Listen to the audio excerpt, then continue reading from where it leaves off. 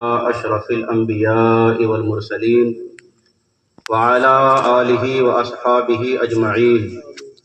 أما بعد فأعوذ بالله من الشيطان الرجيم. بسم الله الرحمن الرحيم. قل بفضل الله وبرحمته فبذلك فليفرحوا. صدق الله مولانا العلي العظيم وصدق رسوله النبي الأمين الكريم ونحن على ذلك لمن الشاهدين والشاكرين والحمد لله رب العالمين.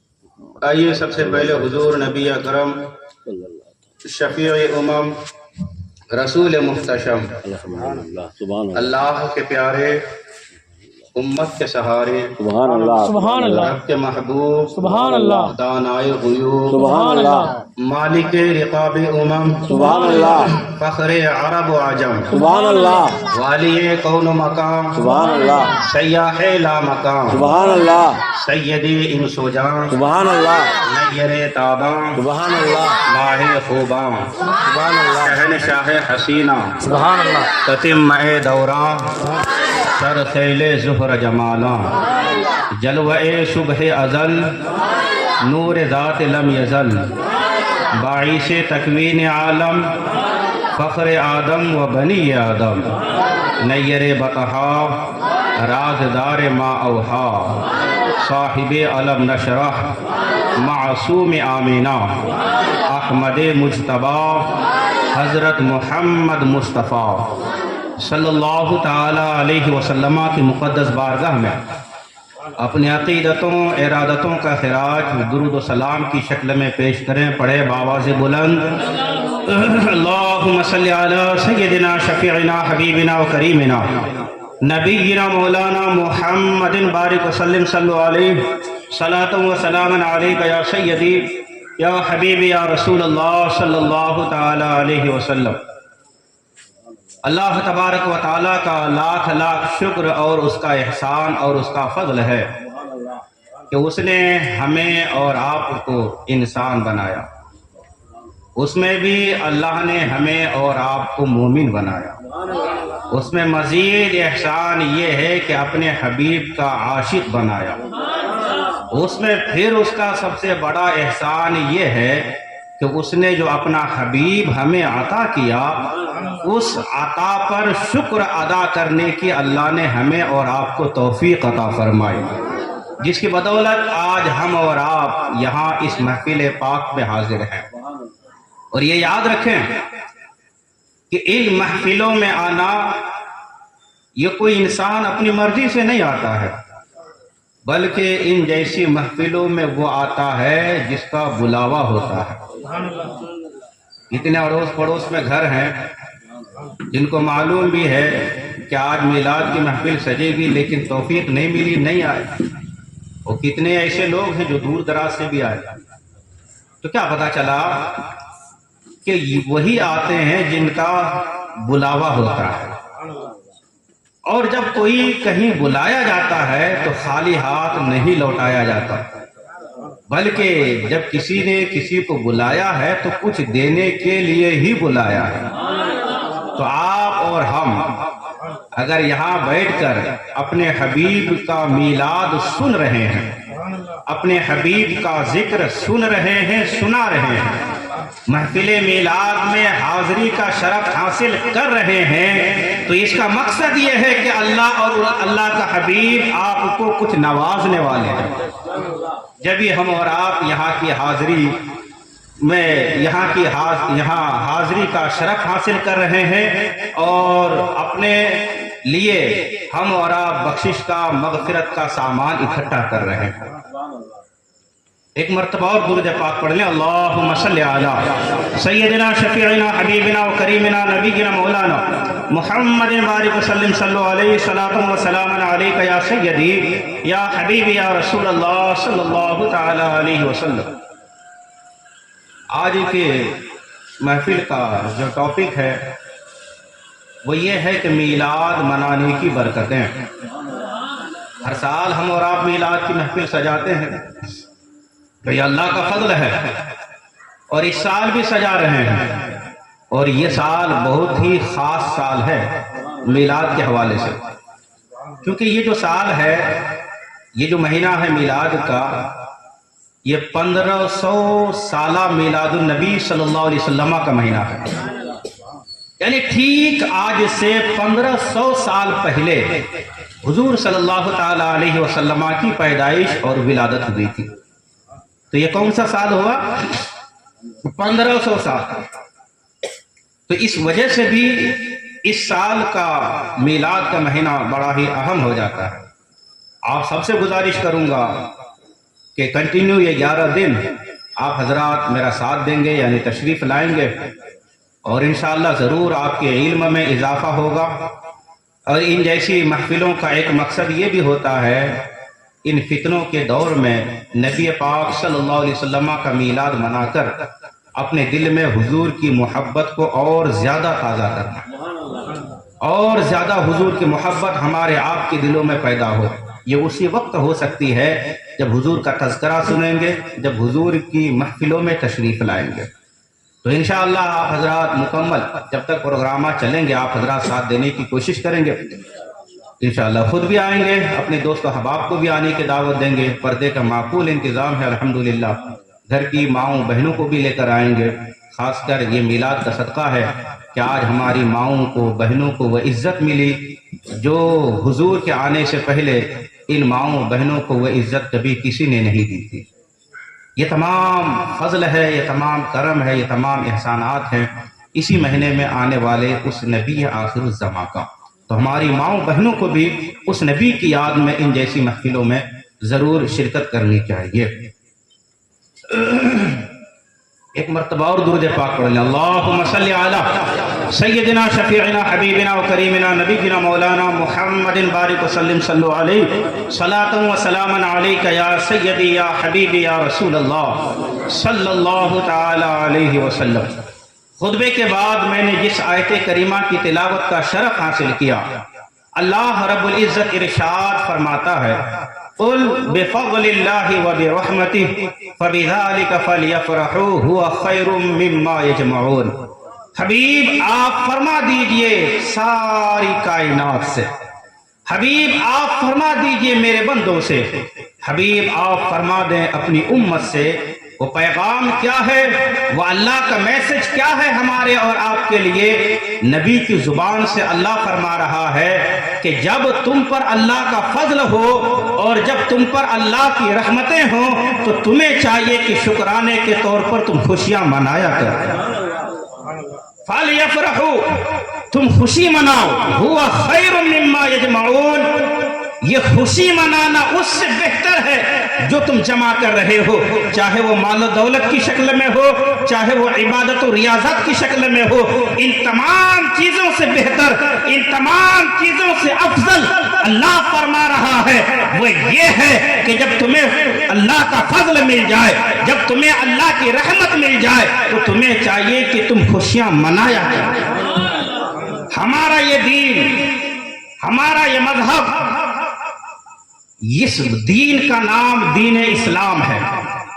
اسی دین کو دین فطرت بھی کہا جاتا ہے۔ فطرت کا مطلب ہوتا ہے نیچر، جبلت، کہ انسان کی طبیعت جس کو چاہے، نیچر۔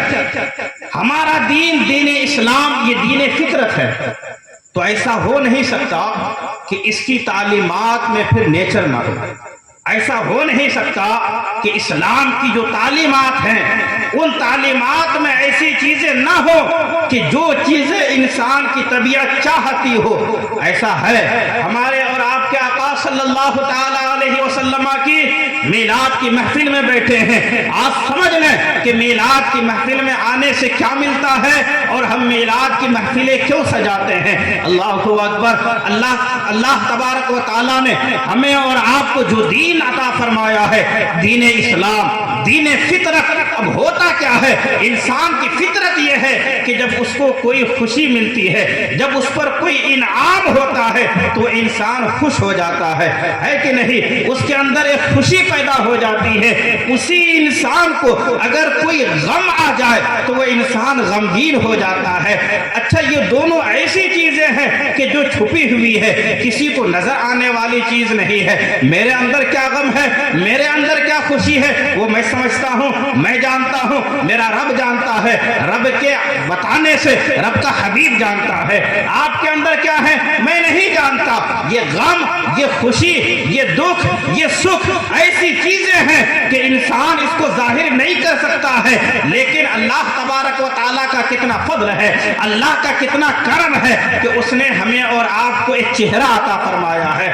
اب اس چہرے سے ہم اور آپ معلوم کر سکتے ہیں کہ اس بندے کو ابھی کوئی غم لاحق ہے یا یہ بندہ ابھی کسی خوشی میں ہے. وہ اس طرح سے کہ اللہ تبارک و تعالیٰ نے جو چہرہ عطا فرمایا, اسی چہرے میں اللہ نے 2 ہونٹ عطا کیے ہیں. جب انسان کو خوشی ملتی ہے تو انسان انہی 2 ہونٹوں سے مسکراتا رہتا ہے کہ نہیں, مسکراتا ہے.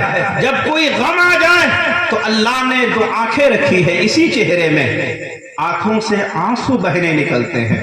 ہم اور آپ دیکھتے ہیں تو سمجھ جاتے ہیں انسان کسی غم میں ہے. شاید اس کا کوئی قریبی رشتہ دار کا انتقال ہو گیا ہو, شاید اس کا کوئی بڑا مالی نقصان ہو گیا ہو, شاید اس کے گھر میں کوئی بڑی مصیبت آ گئی ہو. یہ دونوں چیزیں ہمارے چہرے ہی سے ظاہر ہو جاتی ہے, خوشی بھی اور غم بھی, یہ دونوں چیزیں ظاہر ہو جاتی ہے. اس لیے کہ یہ چیزیں انسان کی فطرت میں ہے. تو میلاد کی محفل سجانا یہ بھی فطرت انسان ہی میں ہے. وہ اس لیے کہ اللہ فرماتا ہے کہ جب تم پر اللہ کا فضل ہو اور اللہ کی رحمت ہو تو خوشی مناؤ. اب بتائیں, اللہ کا فضل ہوگا تو آپ کو خوشی ملے گی یا غم ہوگا؟ خوشی ملے گی. جب اللہ کی رحمت آپ کو نصیب ہو تو خوشی ملے گی. جب خوشی ملے تو اس کا اظہار ہو جاتا ہے. وہ کس طور پر ہوتا ہے کہ آپ کے چہرے بتا دیتے ہیں کہ آپ خوش ہیں. چہرے ہی سے معلوم ہو جاتا ہے کہ آپ خوش ہیں. تو اللہ تبارک و تعالیٰ نے اپنے حبیب صلی اللہ علیہ وسلم کو ہمیں اور آپ کو عطا کیا, اور عطا کر کے خود اللہ تبارک و تعالیٰ نے خوشی کا اظہار فرمایا. اچھا, حضور صلی اللہ تعالیٰ علیہ وسلم یہ اللہ کے حبیب ہیں, اللہ کے محبوب ہیں. محبوب کا مطلب ہوتا ہے جو پیارا ہو, اس کو محبوب بولتے ہیں عربی میں. تو حضور اللہ کے محبوب ہیں. اب ہوتا یہ ہے عام طور پر کہ کوئی بھی انسان اپنا محبوب کسی کو دے کر وہ خوش نہیں ہوتا. محبوب کی جدائی پر کوئی خوش نہیں ہوتا, بلکہ محبوب کی وصال پر یعنی ملنے پر اور محبوب کی ملاقات پر انسان خوش ہوتا ہے. لیکن جب حضور صلی اللہ علیہ وسلم اس دنیا میں تشریف لائے اسی مہینے کی 12 تاریخ کو, تو خود اللہ تبارک و تعالیٰ نے خوشی کا اظہار فرمایا. اور وہ خوشی کا اظہار کیسے کہ اللہ نے خود جھنڈے گاڑنے کا حکم دیا. حضرت آمنہ فرماتی ہے رأیت ثلاثۃ آلاف, کہ جس دن میرا یہ نور نظر پیدا ہوا میں نے دیکھا 3 جھنڈوں کو, علماً بالمشرق وعلماً بالمغرب وعلماً علی ظہر الکعبہ. میں نے دیکھا کہ ایک جھنڈا مشرق میں لگایا گیا ہے, ایک جھنڈا مغرب میں لگایا گیا ہے, اور ایک جھنڈا خود اللہ تبارک و تعالیٰ نے اپنے گھر خانہ کعبہ کی چھت پر لگوایا ہے. اللہ جھنڈے لگوا کر خوشی کا اظہار فرما رہا ہے. اچھا, نقطے کی بات یہ ہے کہ ان جھنڈوں کو جو لگایا گیا صرف حضرت آمنہ نے ہی ان جھنڈوں کو دیکھا ہے. گھر میں دوسری عورتیں بھی تھی لیکن کسی اور عورت نے نہیں دیکھا. اور میرا یہ چیلنج ہے کہ ان جھنڈے کے لگانے کا تذکرہ تو بہت سی کتابوں میں ملتے ہیں, لیکن ان جھنڈے کے اتارنے کا تذکرہ, ان جھنڈے کے نیچے اتارنے کا طریقہ, ان جھنڈوں کو وہاں سے نکالنے کا ذکر کسی کتاب میں نہیں ملتا. وہ نکالے نہیں گئے. اور اللہ کا جھنڈا ہے، بھلا وہ پھٹتا کیا، پرانا ہوتا ہے کہ نہیں. آج بھی حضرت آمنہ جیسی آنکھیں اگر کسی کو مل جائیں تو وہ جھنڈے آج بھی نظر آ سکتے ہیں. اچھا، حضرت آمنہ ہی کو یہ نظر آئے، کسی اور کو کیوں نہیں آئے؟ ایک سوال ہو سکتا ہے. گھر میں بہت سی عورتیں تھیں لیکن صرف حضرت آمنہ کو نظر آئے. جہاں تک میں سمجھتا ہوں، جہاں تک میرا عشق اور میری محبت مجھے لے کر جاتی ہے، وہ یہ ہے کہ جب حضور اس دنیا میں تشریف لا رہے تھے اس وقت حضور کے سر سے باپ کا سایہ اٹھ چکا تھا. آپ کے والد حضرت عبداللہ کا پہلے وصال ہو چکا تھا. جب کوئی بیوہ عورت اپنے بچے کو جنتی ہے، ایک طرف تو خوشی ہوتی ہے کہ اس کائنات میں، اس دنیا میں میرا بیٹا آ رہا ہے، دوسری طرف وہ عورت سوچتی ہے کاش آج میرا شوہر ہوتا، کاش آج اس بچے کا باپ زندہ ہوتا، کتنا اچھا دن ہوتا، خوشیاں کتنی اور زیادہ بڑھ جاتی. حضرت آمنہ بتقاضۂ بشریت ان کے دل میں یہ بات آنی تھی، وہ سوچ سکتی تھی کہ آج میرے بیٹے کا باپ اگر زندہ ہوتا خوشیاں اور بڑھ جاتی. اللہ تبارک و تعالیٰ نے حضرت جبرائیل سے فرمایا، جبرائیل 3 جھنڈے لے کر جا.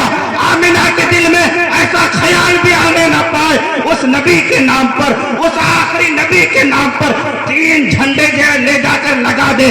ایک جھنڈا ایسٹ میں، ایک جھنڈا ویسٹ میں، ایک جھنڈا خود میرے گھر خانہ کعبہ کی چھت پر، تاکہ میرے نبی کی ماں ان جھنڈوں کو دیکھے تو غمزدہ نہ ہو کہ میرے بیٹے کا باپ نہیں ہے، بلکہ ان جھنڈوں کو دیکھ کر میرے نبی کی ماں یہ تسلی دے کہ مولا باپ نہیں ہے تو کیا ہوا، بیٹا وہ عطا کیا ہے جس کی حکومت ایسٹ میں بھی ہوگی، جس کی حکومت ویسٹ میں بھی ہوگی، جس کی حکومت ساری کائنات میں ہوگی.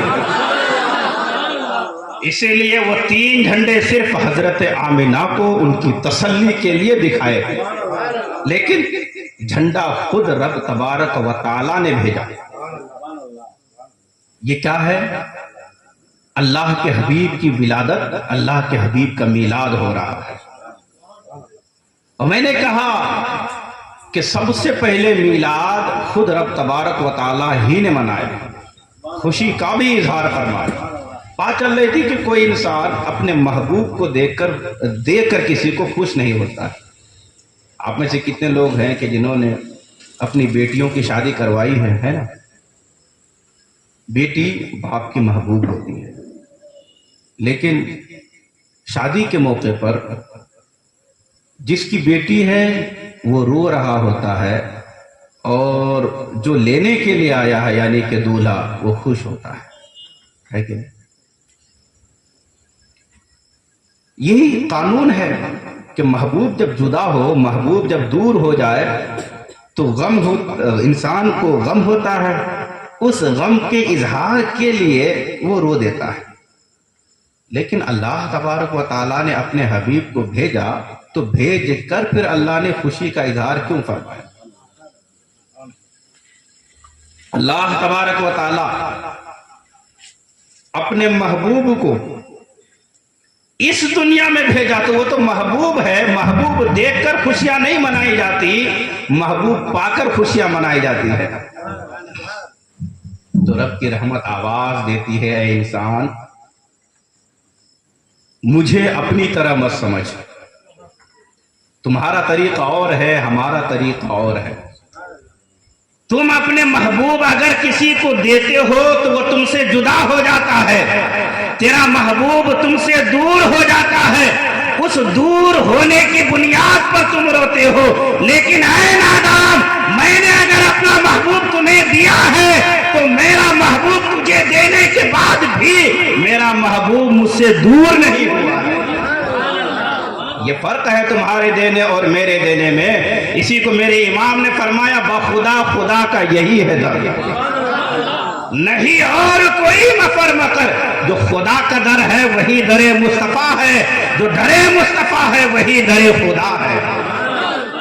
کہا تم دیتے ہو تو تمہارا محبوب دور ہو جاتا ہے، لیکن میں نے اپنا محبوب تمہیں دے دیا، اس کے باوجود میرا محبوب مجھ سے دور نہیں ہوا۔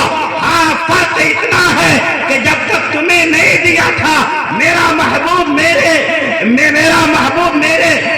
انوار و تجلیات میں رہا کرتا تھا۔ میرا محبوب کبھی عرش پر، کبھی فرش پر، کبھی لوح میں، کبھی جنت میں، میرے محبوب کا نور جہاں چاہا وہاں گھومتا رہا۔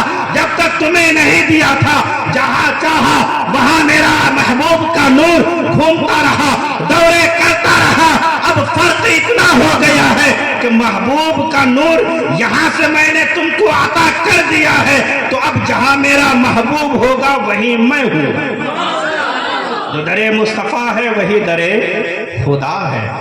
تو سب سے پہلے میلاد خود رب تبارک و تعالی ہی نے منایا اور خوشی کا اظہار بھی فرمایا جھنڈے لگا کر۔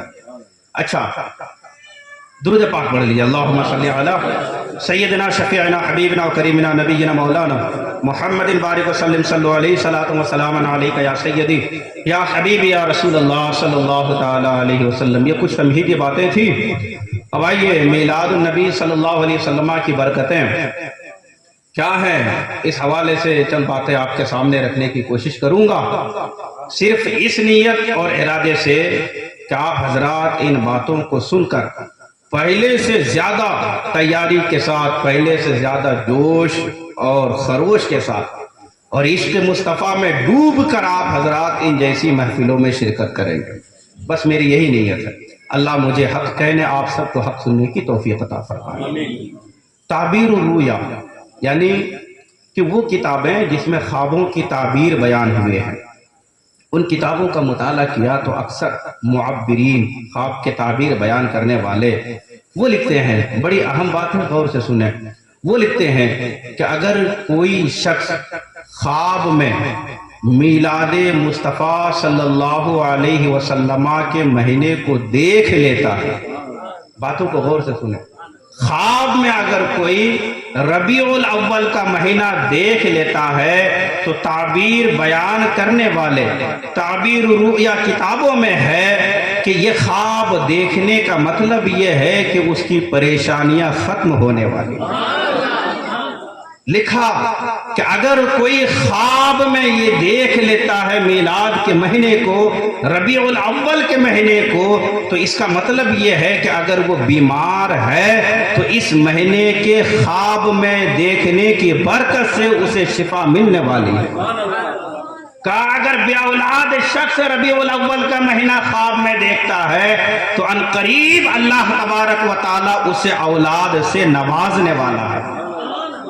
یہ بات ہے جب کوئی انسان خواب میں میلاد کے مہینے کو دیکھتا ہے، تو اگر حقیقت میں کوئی میلاد کا مہینہ دیکھ لے اور پھر خوشی کا بھی اظہار کرے اور پھر میلاد کے مہینے میں میلاد کی محفلوں میں بھی حاضر ہو تو اسے پھر کتنی برکتیں اور سعادتیں نصیب ہوں۔ حضرت شیخ عبدالحق محدث دہلوی رحمۃ اللہ تعالی علیہ اور حضرت شاہ عبدالعزیز محدث دہلوی رحمۃ اللہ تعالی علیہ، ان دونوں بزرگوں نے اور بھی بہت سے بزرگان دین نے یہ لکھا اپنی کتابوں میں، اپنے ملفوظات میں، کہ کوئی انسان اگر پریشان حال ہے یا کوئی بڑا کام کرنے کا ارادہ رکھتا ہے لیکن وہ آگے پیچھے ہوتا ہے کہ میں اس کام کو کروں یا نہ کروں، تو آپ دونوں بزرگ یہ فرماتے ہیں کہ وہ انسان یہ نیت کر لے کہ مولا اگر میرا یہ کام ہو جائے تو اگلے سال تیرے نبی کی ولادت کے موقع پر میں میلاد کی محفل سجاؤں گا۔ اس کے اس ارادہ کرنے سے اللہ اس مشکل کو اس کے لیے آسان فرما دیتا ہے۔ شیخ عبدالحق محدث دہلوی لکھتے ہیں، حضرت ابو درداء رضی اللہ تعالی عنہ آپ فرماتے ہیں کہ ایک مرتبہ حضور صلی اللہ تعالی علیہ وسلم نے مجھ سے کہا، ابو درداء چلو عامر انصاری کے گھر میں چلتے ہیں۔ یہ حدیث المستدرک میں ہے۔ کہا چلو عامر انصاری کے گھر میں چلتے ہیں۔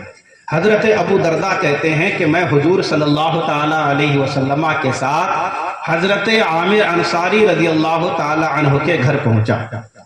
ابھی دروازے پر حضور نے دستک دی تو کیا دیکھا حضور نے، اور حضرت ابو دردہ روایت کرتے ہیں اس حدیث کو، کہتے ہیں کہ حضرت عامر انصاری رضی اللہ تعالیٰ عنہ اپنے گھر والوں کو جمع کر کے بٹھا کر کے حضور کا میلاد بیان کر رہے تھے، اور اتفاق سے وہ دن بھی پیر کا دن تھا۔ حضور کس دن پیدا ہوئے بتائیے؟ پیر کے دن۔ یہ حضور ان کے وہاں تشریف لے جا رہے ہیں، وہ دن بھی پیر ہی کا دن تھا۔ حضرت عامر انصاری جب اس واقعے پر پہنچے کہ اے میرے بیٹو، وہ نبی جس کا ہم کلمہ پڑھتے ہیں، وہ نبی جس کی وجہ سے ساری کائنات کو ایک نئی زندگی مل گئی، بیٹے اے میری اولاد، یہ وہی پیر کا دن تھا۔ اتنا کہنا تھا کہ حضور نے دروازے کو کھولا ہے، حضور بنفس نفیس ان کے گھر میں تشریف لے گئے ہیں۔ حضور نے منع نہیں کہ عامر انصاری میرا آنا تھا، میں آ گیا، میلاد منانے کی کیا ضرورت ہے، یہ کیا کر رہے ہو، بچوں کو بٹھا کر بند کرو، نہیں، بلکہ حضور صلی اللہ تعالی علیہ وسلم نے فرمایا عامر تم کیا کر رہے ہو؟ تو انہوں نے کہا یا رسول اللہ آپ کا میلاد اپنے بچوں کو سنا رہا ہوں۔ تو سنو حضور نے کیا فرمایا، فرمایا یہی وجہ ہے ان اللہ تبارک و تعالی، جب حضرت عامر انصاری رضی اللہ تعالی عنہ نے کہا یا رسول اللہ آپ کا میلاد میں اپنی اولاد کو سنا رہا ہوں، تو حضور نے فرمایا ان اللہ فتح لک ابواب الرحمت والملائکۃ کلہم یستغفرون لک۔ اے عامر انصاری یہی وجہ ہے، میں دیکھ رہا ہوں اللہ تبارک و تعالیٰ نے اپنی رحمت کے دروازے تیرے لیے کھول دیے ہیں، اور اللہ کے مقرب فرشتے، اللہ کے معصوم فرشتے تیرے لیے، تیری اولاد کے لیے دعائیں کر رہے ہیں۔ عامر انصاری حضور کا میلاد منائیں تو حضور گواہی دے رہے ہیں ان اللہ فتح لک ابواب الرحمہ، اللہ نے رحمتوں کے دروازے تیرے لیے کھول دیے، اور اللہ کے فرشتے تیرے لیے استغفار کر رہے ہیں۔ فرشتے گناہ نہیں کرتے، معصوم ہوتے ہیں، تو فرشتے اگر کسی کے لیے استغفار کریں، فرشتے اگر کسی کے لیے دعا کریں تو پھر ان دعاؤں کا کیا نتیجہ ہوگا؟ ایک تو ہے نا ایک انسان اپنے لیے خود دعا کرے، اب ہماری دعاؤں کا حال معلوم نہیں قبول ہو یا نہ ہو کیونکہ ہم گناہ گار ہیں، لیکن وہ مخلوق جو گناہوں سے پاک ہے، جو معصوم ہے، وہ مخلوق اگر کسی کے لیے استغفار کرے، وہ مخلوق اگر کسی کے لیے دعا کرے تو ان دعاؤں کو قبول ہونا ہی ہونا ہے۔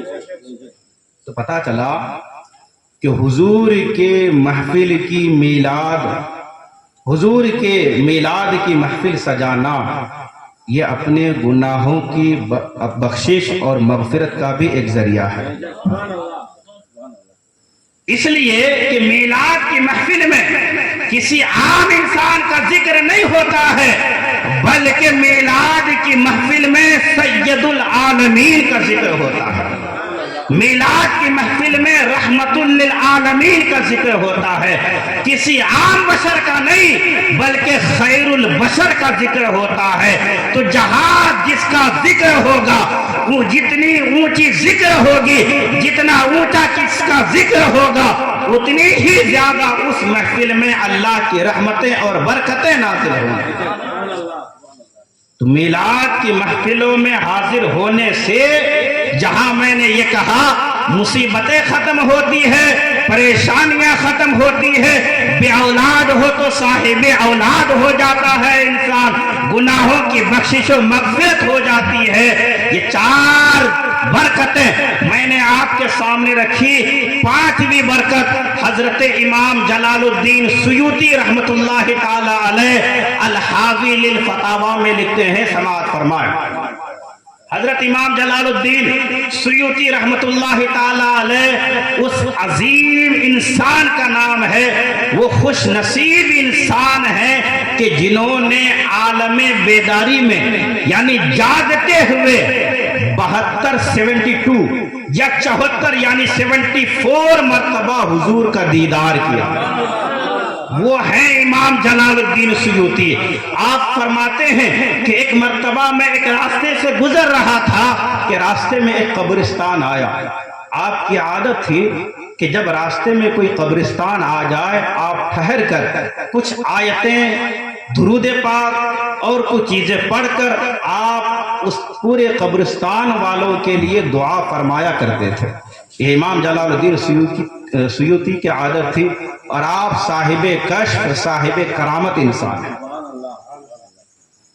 حضرت سفیان ثوری رضی اللہ تعالیٰ عنہ فرماتے ہیں کہ اگر کوئی انسان مسلمانوں کے قبرستان کے پاس سے گزرا اور ٹھہر کر اس نے اس قبرستان میں موجود مردوں کے لیے دعا نہیں کی تو سفیان ثوری فرماتے ہیں کہ اس گزرنے والوں نے حضور کی امت کے ساتھ وفا نہیں کی۔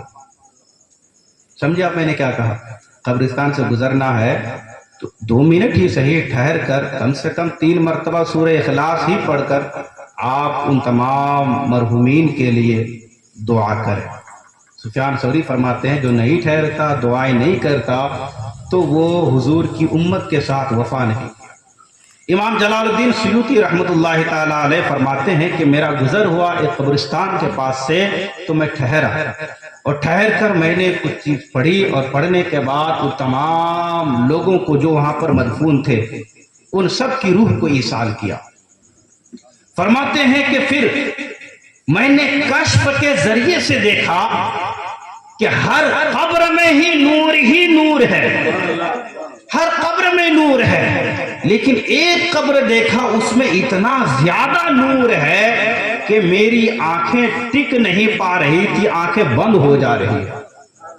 ہوتا ہے نا کہ جب بہت زیادہ روشنی ہو آپ اس کو دیکھ نہیں سکتے۔ تجربہ کرنا ہو تو کل اگر دھوپ نکلے تو 12 بجے کے ٹائم آپ سورج کو دیکھیں، نہیں دیکھ پائیں گے۔ بہت زیادہ اگر روشنی ہو تو انسان کی آنکھ ٹک نہیں پاتی ہے۔ امام جلال الدین سیوطی رحمت اللہ تعالیٰ علیہ فرماتے ہیں ایک قبر میں اتنا نور تھا کہ میری آنکھیں ٹکی نہیں، میں نے بہت کوشش کی کہ صاحب قبر کو دیکھوں، دیکھ نہیں پا رہا تھا۔ کچھ دیر کے بعد مجھے وہ شخص دکھائی دیا، اللہ کا فضل ہوا کہ اس کی زیارت مجھے نصیب ہوئی۔ میں نے کہا اے صاحب قبر، یہاں جتنے بھی لوگ ہیں ہر ایک کی قبر میں نور ہے، لیکن تیری قبر میں نے دیکھا کہ بقعہ نور ہے، سب سے زیادہ نور تیری قبر میں ہے۔ اے صاحب قبر یہ بتا کہ اتنا نور تیری قبر میں کہاں سے آیا، کیوں آیا؟ میلاد کی محفلوں میں آنے والوں کتنے خوش نصیب ہو، حضور کا ذکر سننا یہ کتنی خوش نصیبی کی بات ہے، کتنی مقدر کی بات ہے۔ سنو، وہ شخص کہتا ہے کہ میری قبر میں جب حضور تشریف لائے تھے اپنا دیدار کرانے کے لیے تو حضور نے جہاں دیدار کرایا اپنا وہیں پر حضور نے تبسم فرمایا تھا، حضور مسکرائے تھے۔ حضور کا مسکرانا تھا کہ ساری قبر میں، یہ پوری قبر میں میری نور ہی نور ہے، بقعہ نور بنا ہوا ہے۔ آپ کو لطف نہیں آ رہا ہے؟ حضور کا نور اس قدر آیا۔ اچھا، بخاری شریف کی حدیث پاک حضرت ابو ہریرہ فرماتے ہیں کہ جب حضور کچھ بولتے تھے تو حضور کے منہ مبارک سے نور نکلتا تھا، حضور جب کچھ بولتے تھے تو۔ یہ بخاری شریف کی حدیث پاک۔ تو امام جلال الدین سیوطی رحمت اللہ تعالی علیہ نے پوچھا انسان تیرا عمل کیا ہے، تو دنیا میں کیا کرتا تھا کہ جس کی وجہ سے حضور تیری قبر میں جب تجھے دیدار کرانے آئے تو مسکرائے؟ تو اگر میں اپنی زبان میں کہوں تو امام جلال الدین نے پوچھا اور اس صاحب قبر نے جواب یہ دیا کہ نور والا آیا تھا، نور لے کر آیا تھا۔ اس نے یہی کہا ہوگا کہ نور والا آیا ہے، نور لے کر آیا ہے، سارے عالم میں دیکھو یہ کیسا نور چھایا ہے۔ اس نے کہا کہ میں کوئی بڑا آدمی نہیں، کوئی اللہ کا ولی نہیں، زیادہ عبادتیں بھی نہیں، لیکن ہاں ایک کام میں کرتا تھا.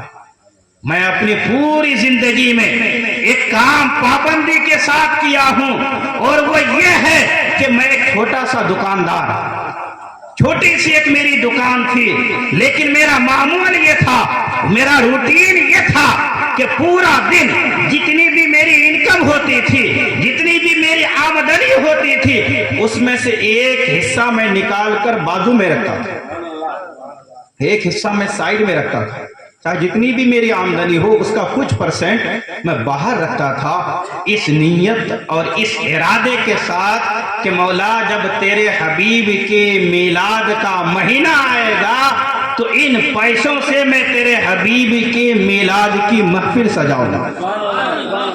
سمجھ رہے ہیں آپ؟ کہا کہ میرا یہی عمل تھا کہ میری دکان میں جو آمدنی ہوتی تھی، جو انکم، اس سے کچھ پیسے بازو میں رکھتا تھا، اور جب بھی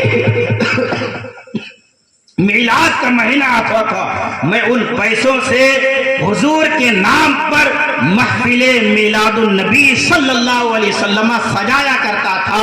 اسی کی برکت ہے حضور مجھ سے اتنے خوش ہوئے کہ حضور نے جب یہاں تشریف لائے، حضور نے جب اپنا دیدار کرایا تو نہ صرف یہ کہ دیدار کرایا بلکہ میرے اس عمل سے اتنا خوش ہوئے کہ حضور نے مسکرایا.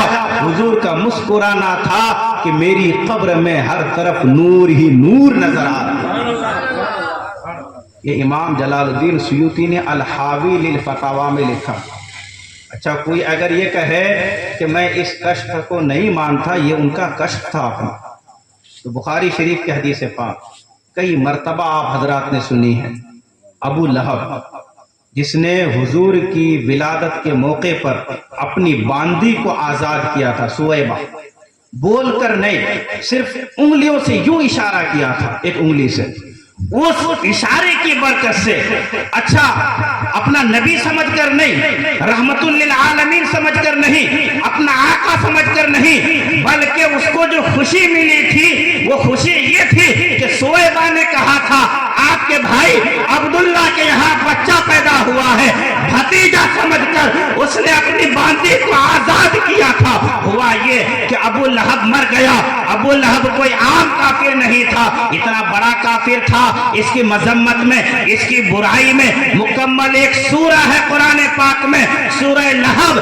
لیکن جب یہ مر گیا حضرت عباس نے خواب دیکھا، پوچھا بھائی بتا تیرا کیا حال ہے؟ ابو لہب کہنے لگا عباس میں کیا بتاؤں، ہر طرف سے آگ ہی آگ ہے، اوپر سے آگ، نیچے سے آگ، دائیں بائیں ہر طرف سے آگ ہی آگ ہے، جھلستا رہتا ہوں، عذاب میں رہتا ہوں. لیکن میرا بھائی عباس کیا بتاؤں، جب پیر کا دن آتا ہے، جس دن میرا بھتیجا پیدا ہوا تھا اور جس دن میں نے اپنی ایک انگلی سے اپنی باندی سویبہ کو آزاد کیا تھا، آج بھی جب بھی وہ پیر کا دن آتا ہے اس انگلی سے مجھے میٹھا دودھ، ٹھنڈا دودھ مجھے دیا جاتا ہے، جس کو پی کر میری پیاس بھی مٹ جاتی ہے، میری بھوک بھی مٹ جاتی ہے.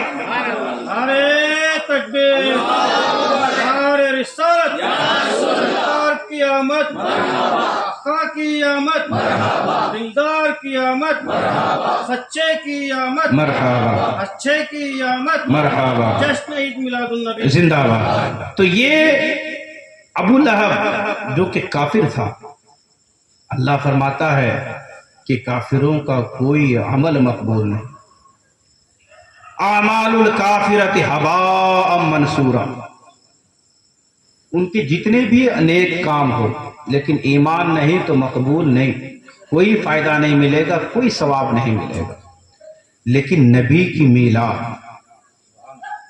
اس پر خوشی کا اظہار کرنا، اپنے مال و دولت کو خرچ کرنا، یہ اتنا پیارا عمل ہے، اتنا پسندیدہ کام ہے کہ ابو لہب جیسے بدبخت انسان جس نے حضور کو اتنی تکلیفیں دی، بعد میں جس کی مذمت میں قرآن پاک میں پوری سورہ نازل ہوئی، اس نے اگر اس دن، جس دن میرے آپ کے آقا پیدا ہوئے، آقا سمجھ کر نہیں بھتیجا سمجھ کر اپنی باندی کو آزاد کیا تو جزا کے طور پر اللہ تبارک و تعالیٰ کا فضل اس پر یہ ہوا کہ ہر پیر کو اسے ٹھنڈا میٹھا دودھ دیا جا رہا ہے اس کو قبر میں.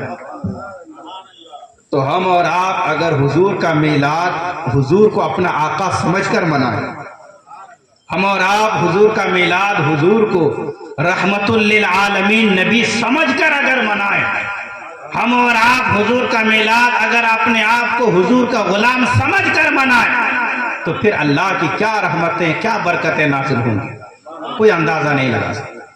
اچھا، یہاں پر کوئی یہ کہہ سکتا ہے کہ حضرت عباس نے جب یہ خواب دیکھا تھا تو اس وقت تو وہ مسلمان نہیں ہوئے تھے، ہے نا؟ جب خواب دیکھا اس وقت حضرت عباس مسلمان نہیں ہوئے تھے، کافر تھے، مشرک تھے، ان کی بات ہم نہیں مانتے. کوئی کہہ سکتا ہے نا؟ اس کا بھی جواب سن لیں. یہ بات میں نے اس سے پہلے بھی ایک مرتبہ جمعے کے بیان میں عرض کیا تھا، لیکن آج وہی ٹاپک آ گئی ہے تو پھر سے بتا رہا ہوں تاکہ یہ بات آپ کو بھی یاد ہو جائے. آیت الکرسی کی فضیلت میں ایک فضیلت یہ ہے کہ جو انسان اس آیت الکرسی کو پڑھ کے سوتا ہے تو ساری رات وہ شیطان کے شر سے محفوظ ہو جاتا ہے، بلکہ اس کا مال بھی محفوظ ہو جاتا ہے. یہ آیت الکرسی کی فضیلت ہے. یہ فضیلت جو بتایا تو سب سے پہلے شیطان نے یہ فضیلت بتایا تھا. یہ فضیلت غنیمت کا مال مسجد نبوی کے پاس جمع تھا. حضور نے حضرت ابو ہریرہ کی ڈیوٹی لگائی، ابو ہریرہ تم یہاں رہنا، نگرانی کرتے رہنا تاکہ کوئی شخص غنیمت کے مال کو چوری نہ کر پائے. یہ حضرت ابو ہریرہ کی ڈیوٹی لگائی حضور نے. حضرت ابو ہریرہ فرماتے ہیں کہ رات کا کچھ حصہ گزرا تو میں نے دیکھا کہ ایک چور آیا اور وہ آ کر غنیمت کے مال کو اٹھا رہا ہے لے جانے کے لیے. میں نے اس کو پکڑا، میں نے کہا کہ یہ تم کیا کر رہے ہو؟ تو اس چور نے کہا کہ میں بڑا بھوکا ہوں، میری بیوی ہے، میرے بچے ہیں، گھر میں کھانے کے لیے کچھ نہیں ہے، تھوڑا سا مال لے کر جاتا ہوں. حضرت ابو ہریرہ رحم دل تھے، معاف کر دیا. چلا گیا وہ چور. صبح ہوئی، حضور کی اقتداء میں حضرت ابو ہریرہ نے نماز پڑھی. میں دیکھ رہا تھا کون سبحان اللہ بول رہا. حضور کی اقتداء میں نماز ہو رہی ہے. کتنے خوش نصیب وہ صحابہ تھے کہ جو صبح بھی حضور کا دیدار کرتے تھے، شام بھی حضور کا دیدار کرتے تھے، حضور کے پیچھے نمازیں پڑھا کرتے تھے. حضور کے پیچھے انہوں نے فجر کی نماز ادا کی. نماز مکمل ہونے کے بعد خود حضور نے کہا، ابو ہریرہ ما فعل اسیرک البارحہ، ابو ہریرہ کل رات جو رات گزری ہے تیرے قیدی نے تیرے ساتھ کیا کیا؟ حضرت ابو ہریرہ کہتے ہیں معاملہ میرے ساتھ پیش آیا، بیان حضور کر رہے ہیں. حضرت ابو ہریرہ نے کہا یا رسول اللہ، اس نے کہا کہ غریب ہوں، بھوکا ہوں، بال بچے ہیں، اسی لیے میں تھوڑا سا مال لے کر جا رہا ہوں. یا رسول اللہ مجھے ترس آ گیا، میں نے اپنے چور کو، اپنے قیدی کو چھوڑ دیا. حضور نے فرمایا ابو ہریرہ ہوشیار رہنا، آج پھر آئے گا.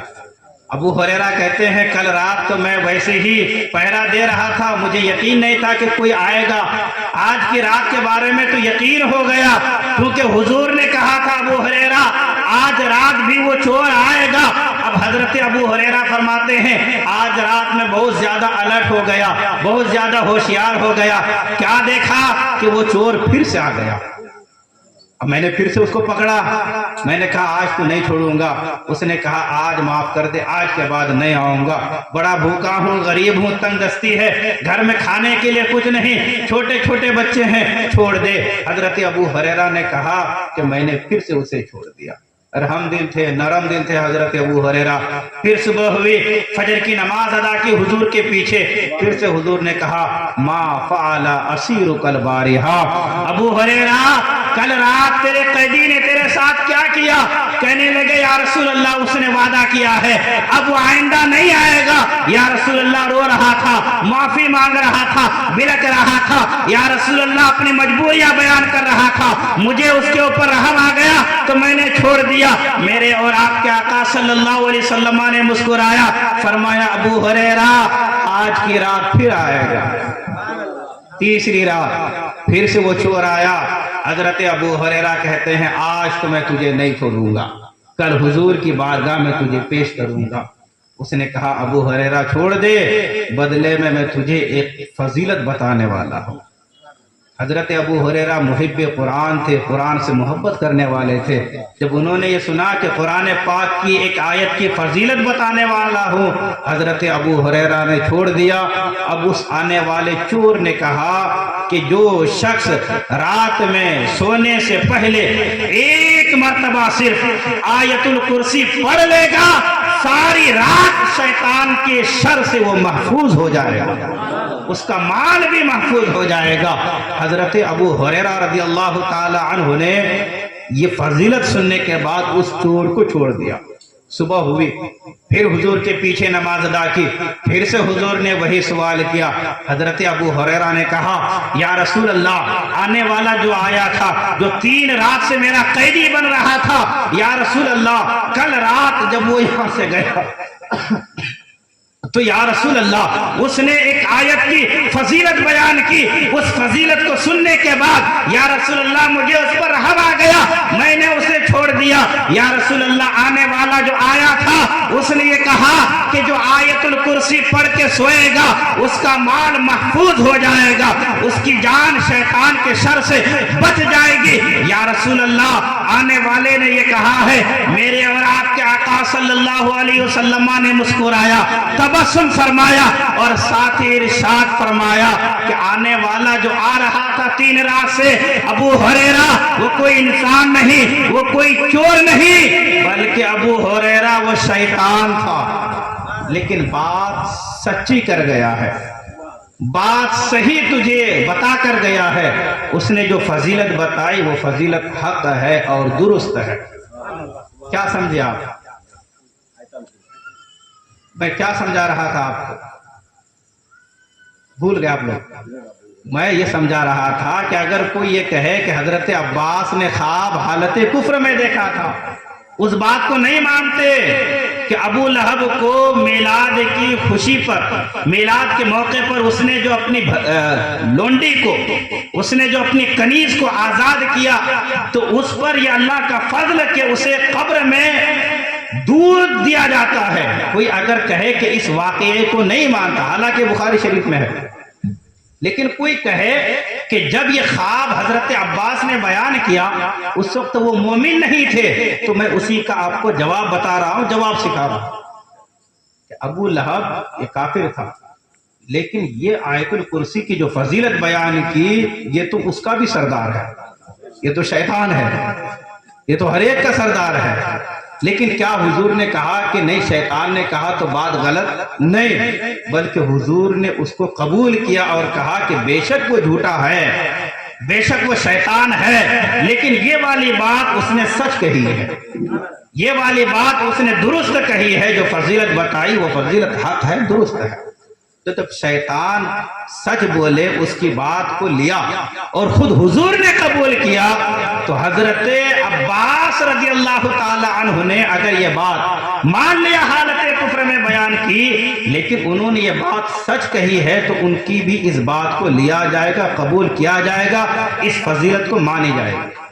اچھا دوسری بات، یہ حدیث پاک جس کتاب میں ہے وہ کوئی عام کتاب نہیں بلکہ بخاری شریف ہے، اور بخاری لکھنے والے وہ صرف مومن نہیں بلکہ امیر المؤمنین فی الحدیث ہیں جو بخاری کو لکھے ہیں، تو اب اس حدیث کا کوئی انکار نہیں کر سکتا۔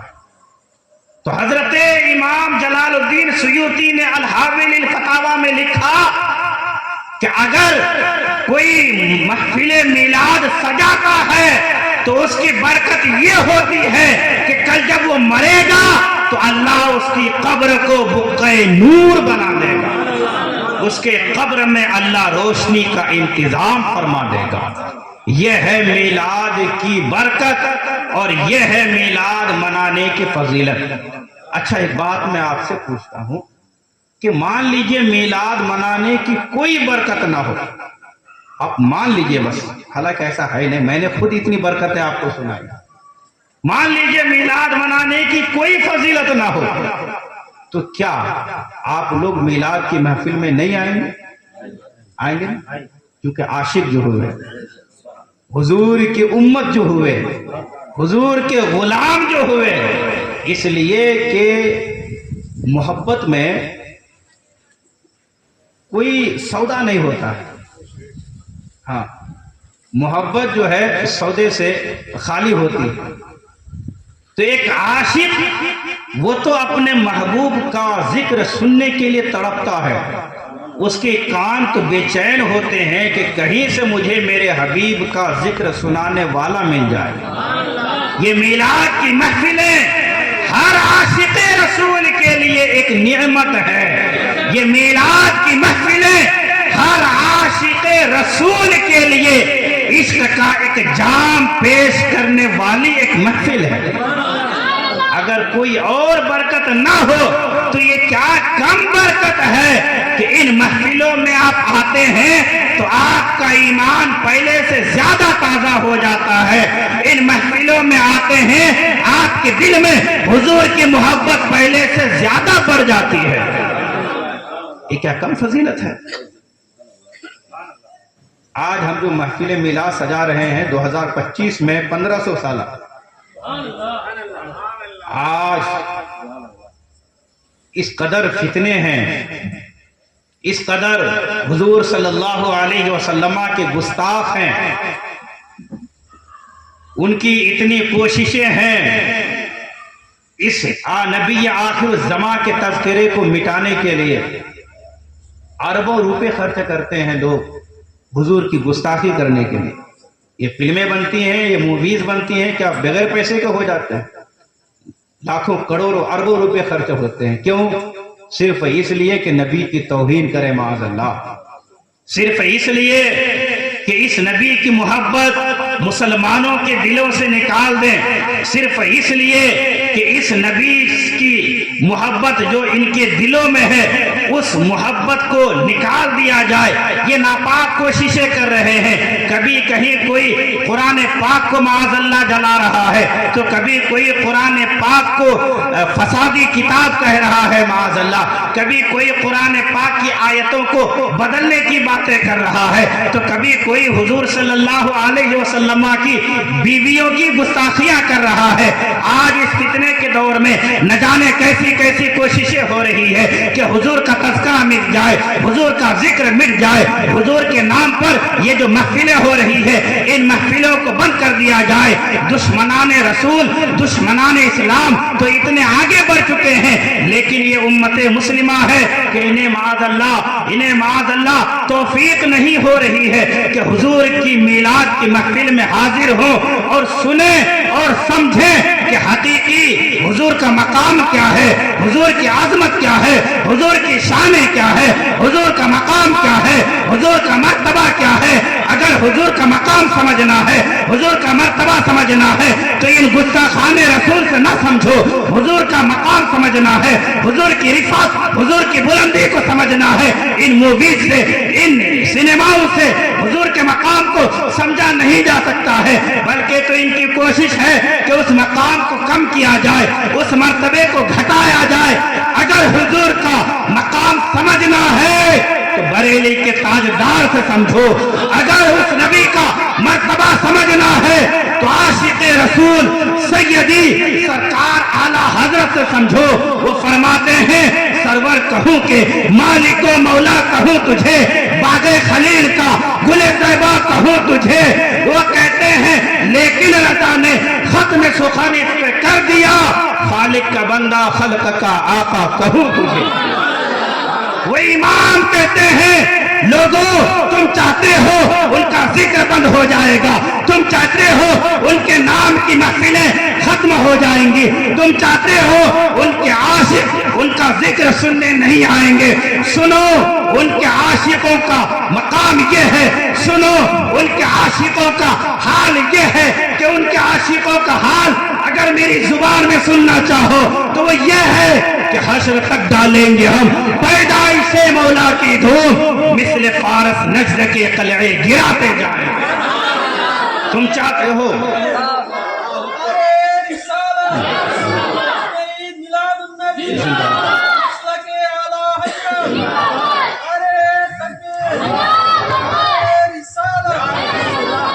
نعرہ لگانے والے ایک آدمی، لیکن ان کی آواز زیادہ آئی، آپ لوگوں کی آواز کم. حالانکہ جواب دینے والے تو کئی لوگ ہیں نا، ایک سے تو زیادہ ہیں، یہ تو نظر ہی آ رہا ہے. ان کی آواز زیادہ آئی، آپ کی آواز کم ہے. یہ حضور کی شان میں گستاخیاں ہو رہے. آپ اب بھی سوچ رہے ہیں کہ نعرے کا جواب دینا ہے کہ نہیں دینا ہے. نعرے تکبیر، نعرے رسالت، یا رسول اللہ، کے اعلی حضرت زندہ باد. سرکار کی آمد، سرکار کی آمد. جشن عید میلاد النبی، نعرے تکبیر، نعرے رسالت. ہاں، یہ عاشقوں والا نعرہ. میرے امام فرماتے ہیں خاک ہو جائے عدو جل کر مگر ہم تو رضا، دم میں جب تک دم ہے ذکر ان کا سناتے جائیں. لوگ چاہتے ہیں کہ تذکرہ بند ہو جائے، حضور کے نام کی محفلیں بند ہو جائے. ہرگز یہ محفلیں بند نہیں ہوں گی، اور زیادہ شان و شوکت کے ساتھ، اور زیادہ دھوم دھام سے، اور زیادہ اہتمام کے ساتھ حضور کے نام پر محفلیں سجتی رہیں گی انشاءاللہ. کیا ارادہ کرتے ہیں آپ حضرات؟ سجیں گی نا انشاءاللہ. اور آپ سب سے میں ایک مؤدبانہ گزارش کروں گا کہ آپ شادی کے موقع پر، گھر کے اوپننگ کے موقع پر، دیگر خوشیوں کے موقع پر آپ اپنے گھروں کو سجاتے ہیں، لیکن یہ 1500 سالہ میلاد النبی ہے. اس سال آپ حضرات اپنے گھروں کو بھی سجائیں گے، لائٹنگ کریں گے انشاءاللہ. لائٹنگ کرنے میں، اچھا یہ لائٹنگ کرنا میلاد کے دن یہ خود رب تبارک و تعالیٰ کی سنت ہے. ہاں، حضرت عثمان بن عاص رضی اللہ تعالی عنہ، ان کی امی وہ کہتی ہے کہ جب حضور کی ولادت کا وقت قریب تھا میں حضرت آمنہ کے گھر میں تھی. کون کہتی ہیں؟ حضرت عثمان بن عاص کی امی، ان کی والدہ کہتی ہے کہ میں اس وقت حضرت آمنہ کے گھر میں تھی. میں باہر نکلا صحن میں، پھر میں بھاگتی ہوئی اندر آ گئی. تو اندر جو عورتیں تھیں انہوں نے کہا کیا بات ہے کہ تم باہر گئی، صحن میں گئی، پھر بھاگتی ہوئی اندر آ گئی اور ڈرتی ہوئی آئی ہو، کیا وجہ ہے؟ حضرت عثمان بن عاص کی والدہ کہتی ہیں عورتوں معلوم نہیں مکہ میں کیا ہونے والا ہے، عورتوں میں ڈر گئی ہوں. وجہ یہ ہے کہ جب میں باہر نکلی تو میں نے کیا دیکھا کہ اچانک آسمان میں جو ستارے چمک رہے تھے یہ سارے کے سارے ستارے زمین پر حضرت آمنہ کے گھر کے دیواروں سے آ لگے ہیں، اتنے قریب آ گئے ہیں. جعلت انظر الی النجوم کہ میں نے ان ستاروں کو اپنی آنکھوں سے دیکھا. تدل اتنی قریب آ گئی ہے، حتی خشیت یہاں تک کہ میں ڈر گئی کہ کہیں وہ ستارے میرے اوپر آ کر نہ گر جائے. کہتی ہیں آج سے پہلے یہ ستارے تو کبھی اس طرح نہیں آئی تھی، لیکن عورتوں آج یہ ستارے زمین پر آ گئی ہیں. کیا وجہ ہے کہ میلاد النبی صلی اللہ علیہ وسلم کے دن وہ ستارے زمین پر آئے؟ وجہ صرف ایک ہی ہے، اور وہ یہ ہے کہ اللہ ستاروں کو بھیج کر حضرت آمنہ کے گھر کو لائٹنگ کر دیا، حضرت آمنہ کے گھر کو سجا دیا، تاکہ آنے والی امت کے لیے، حضور کے عاشقوں کے لیے گھروں کا سجانا یہ سنت الہی بن جائے. بس یہی ایک وجہ ہے. اچھا، ایک سوال ہو سکتا ہے، ذہن میں بات آ سکتی ہے، کیونکہ آج سائنس سے بھی یہ بات کہتی ہے کہ ایک ستارہ اس کی لمبائی، چوڑائی، موٹائی، گولائی اتنی زیادہ ہے کہ اس زمین پہ آ جائے اگر تو یہ زمین کم پڑ جائے. صرف ایک ستارہ. تو حضرت عثمان بن عاص کی امی ایک ستارے کی بات نہیں کر رہی، وہ کہتی ہے فَجَعَلْتُ أَنْظُرُ إِلَى النُّجُومِ، نجوم یہ جمع کا لفظ ہے، میں نے کئی ستاروں کو دیکھا۔ تو پھر کئی ستارے حضرت آمنہ کے آنگن میں آ گئے، اتنی جگہ کیسے ہو گئی؟ تو اس کا جواب یہ ہے کہ حضور صلی اللہ علیہ وسلم کا در، حضور کی بارگاہ، یہ وہ بارگاہ ہے کہ جہاں پر کوئی کتنا ہی بڑا ہو حضور کی بارگاہ میں آتا ہے تو اپنی اوقات میں نہیں رہتا، اوقات بھول کر چھوٹا ہو جاتا ہے، وہ اپنی اصلیت کو بدل دیتا ہے۔ آپ کہیں گے ایسا کیسے؟ تو معراج کی رات حضرت جبرائیل سے اللہ نے فرمایا جبرائیل جا میرے حبیب کو بلا کرنا۔ واقعہ بارہا آپ نے سنا ہے لیکن بطور دلیل میں صرف آپ کے سامنے رکھ رہا ہوں۔ حضرت جبرائیل جب آئے تھے اس وقت حضور حضرت ام ہانی کے گھر تشریف فرما تھے، تو حضرت جبرائیل کیسے آئے حضور کے پاس؟ دروازہ کھول کر آئے تھے؟ نہیں، دروازہ بند تھا۔ کیسے آئے؟ تو روایتوں میں آتا ہے کہ اللہ نے فرمایا جبرائیل اس گھر کی چھت پر ایک سوراخ کر دے، اس سوراخ کے ذریعے سے تو میرے حبیب کے پاس آ جا۔ سوراخ سمجھ رہے ہیں؟ چھید چھوٹا سا۔ حضرت جبرائیل جیسا فرشتہ آخر ایک سوراخ سے اس گھر میں کیسے آ گئے؟ حضرت جبرائیل کی حقیقت کیا ہے؟ حضور نے ایک مرتبہ حضرت جبرائیل سے فرمایا جبرائیل تیری حقیقت کیا ہے؟ جبرائیل تیری حقیقت دکھا۔ تو حضرت جبرائیل علیہ السلام نے اپنے ایک پر کو کھولا تو حضور فرماتے ہیں حضرت جبرائیل کا ایک پر مشرق سے لے کر مغرب تک تھا، ایسٹ سے لے کر ویسٹ تک۔ حضرت جبرائیل فرماتے ہیں یا رسول اللہ یہ میرا ایک پر ہے، ایسے میرے 600 پر ہیں۔ اب حضرت جبرائیل 600 پر ایک پر کھولے تو پوری زمین بھر جائے، وہ حضرت جبرائیل ایک سوراخ سے کیسے اندر آ گئے؟ تو جواب یہ ہے جبرائیل جب حضور کی بارگاہ میں آئے اپنی حیثیت سے نہیں، اور جبرائیل جب حضور کی بارگاہ میں آئے تو اپنی اصلی شکل و صورت میں نہیں، جبرائیل جب حضور کی بارگاہ میں آئے تو حضور کی بارگاہ میں ایک ادنا سا غلام بن کر تشریف لائے، کیونکہ بارگاہ وہ بارگاہ ہے۔ اللہ ادب یہ بیان فرماتا ہے لا ترفعوا اصواتکم فوق صوت النبی، اونچا ہونا تو بڑی دور کی بات ہے، کچھ بات تو اور دور کی بات ہے، یہ تو وہ مقام ہے کہ جہاں پر آواز بھی اونچی نہیں کرنا ہے میرے نبی کی آواز سے۔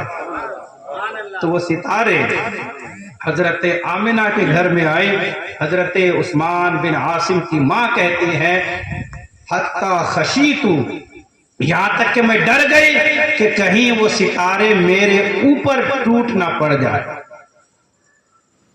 آپ اگر لائٹنگ کرتے ہیں اپنے گھروں کو سجاتے ہیں تو کتنا خرچہ ہوگا بتائیے؟ 10,000 12,000، اس سے زیادہ تو نہیں ہوگا۔ یہ 10-12,000 بھی اگر آپ لائٹنگ کے لیے خرچ کریں نا تو ہو سکتا ہے کوئی کہے گا کل آپ کو کہ اس کی کیا ضرورت ہے، اس کا بھی جواب سن لیں۔ وہ کہہ سکتا ہے، آپ کو بہکائے گا کہ ہاں بھائی حضور کی ولادت ہوئی تھی، حضور اس مہینے میں تشریف لائے، جو ہونا تھا ہو گیا، اب کیا ضرورت ہے اپنے گھروں کو سجانے کی یا محفلیں سجانے کی، محفلوں میں جانے کی۔ تو میں کہتا ہوں کہ اپنے گھروں کو اگر آپ سجائیں گے تو 10,000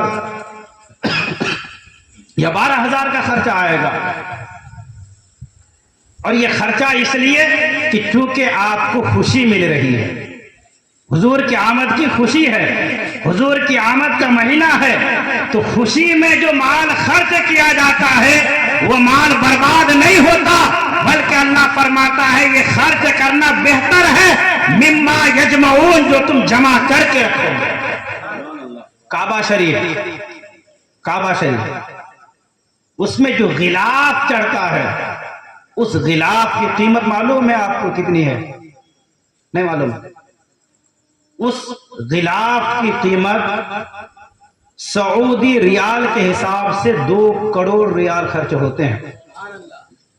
2 کروڑ ریال جو خانہ کعبہ میں غلاف ہے. اس کے دھاگے جو ہیں وہ ریشم کے ہیں، سونے اور چاندی کے ہیں. صرف 120 کلو تو اس میں سونا لگایا جاتا ہے. ریشم ہزاروں کلو، چاندی ہزاروں کلو اس میں لگایا جاتا ہے کعبے کے غلاف میں. ایک کمپنی ہی ہے قصوۃ الکعبہ کے نام سے. 150 سے زیادہ لوگ پورے 12 مہینے اس کمپنی میں کام کرتے ہیں. قصوۃ الکعبہ کمپنی کا نام. 150 سے زیادہ لوگ اور ڈیلی کام کرتے ہیں. کام کیا ہے؟ خانہ کعبہ کا غلاف تیار کرنا. پورا سال بھر یہ کام چلتا ہے. 2 کروڑ ریال آپ انڈین روپیز میں اگر اس کو کنورٹ کریں گے تو اس کی قیمت کتنی ہوگی جی؟ ہاں، آج کی ڈیٹ میں 46 کروڑ. آج 23 روپے کا 1 ریال ہے. اس پر 3 روپے میں 1 ریال ملتا ہے. آج کے ڈیٹ میں بتا رہا ہوں، آج کا جو میں نے کیلکولیٹ کیا تو تقریباً 40 پر 6 کروڑ روپے خرچ ہو رہے ہیں خانہ کعبہ کے غلاف کے لیے. میں نے کہا اتنا زیادہ پیسہ خرچ کرنے کی کیا ضرورت ہے؟ جواب ملا اس لیے کہ خانہ کعبہ کی عزت لوگوں کے سامنے آ جائے. خانہ کعبہ کا مقام، خانہ کعبہ کا مرتبہ لوگوں کی سمجھ میں آ جائے. اس کے مقام کو بتانے کے لیے، اس کے ادب کو لوگوں کے دلوں میں اور زیادہ پیدا کرنے کے لیے ہم نے اتنا مہنگا غلاف لگوایا ہے. غلاف لگاتے ہیں. اچھا مزے کی بات یہ ہے یہ غلاف وہ لگا رہے ہیں جو میلاد کی محفلیں نہیں سجا رہے ہیں. ہاں، وہ کر رہے ہیں جو کہتے ہیں نا میلاد کی محفلیں مت سجاؤ، یہ مال خرچ مت کرو، فضول خرچی ہے. ارے ہماری محفلوں میں کتنا خرچہ ہوگا؟ تم 46 کروڑ روپے خرچ کر رہے ہو. ہمیں کوئی اعتراض نہیں. الحمدللہ ہم سنی صحیح العقیدہ اعلیٰ حضرت کے عاشق. ہم تو خانہ کعبہ کا دیدار کرتے ہیں تو ہمارے دل کو سکون ملتا ہے، ہمارے دل کو قرار ملتا ہے، ہماری آنکھیں ٹھنڈی ہو جاتی ہے. ہم تو چاہتے ہیں کہ 40 پر 6 کروڑ نہیں، تم پورے 100 کروڑ خرچ کرو، پورے 100 کروڑ خرچ کرو. ہمیں اور خوشی ہوگی کیونکہ اس سے خانہ کعبہ کی عزت لوگوں کے دلوں میں اور زیادہ پیدا ہوگی. لیکن سوال یہ پیدا ہوتا ہے کہ خانہ کعبہ کو جو یہ عزت ملی تو کس کی وجہ سے ملی؟ سوال یہ پیدا ہوتا ہے کہ خانہ کعبہ کو جو یہ مقام ملا، آج جو خانہ کعبہ کو اتنا ڈیکوریٹ کر رہے ہو کس کی وجہ سے کر رہے ہو؟ خانہ کعبہ کی طرف تو منہ کر کے لوگ نماز بھی نہیں پڑھتے تھے. خانہ کعبہ میں تو اتنے 360 بت رکھے ہوئے تھے. خانہ کعبہ میں ننگا طواف ہوتا تھا معاذ. خانہ کعبہ کی تو وہ عزت نہیں تھی، خانہ کعبہ کو تو وہ مقام نہیں ملا تھا. یہ عزت کس کے صدقے میں ملی؟ یہ مقام خانہ کعبہ کو کس کے صدقے میں ملا؟ جواب ملے گا آمنہ کے لال کے صدقے میں ملا، 12ویں والے نبی کے صدقے میں ملا. تو جس کے صدقے میں جس کو عزت ملی اس کی عزت کے لیے تم 40 پر 6 کروڑ کا غلاف چڑھا رہے ہو. جن کے صدقے میں ملی ہے تو ان کی عزت کے لیے 10-12 ہزار خرچ کرے تو پیٹ میں درد ہوتا ہے. وہ بھی تمہارا نہیں، بندہ اپنا ہی خرچ کر رہا ہے. یہ مقدر کی بات ہے کہ اللہ کسے خوشیاں منانے کی توفیق دیتا ہے. ہاں، اللہ فرماتا ہے میرا فضل اور میری رحمت ہو تو خوشی مناؤ. ہم پر تو اللہ کا فضل ہوا ہے، ہم پر تو اللہ کی رحمتیں ہوئی ہیں تو ہم خوشیاں منا رہے ہیں اور مناتے رہیں گے کیونکہ ہم پر اللہ کا فضل ہوا ہے، ہم پر اللہ کی رحمت ہوئی ہے. کافر تو اس وقت بھی خوشیاں نہیں منایا تھا، آج بھی نہیں منائے گا.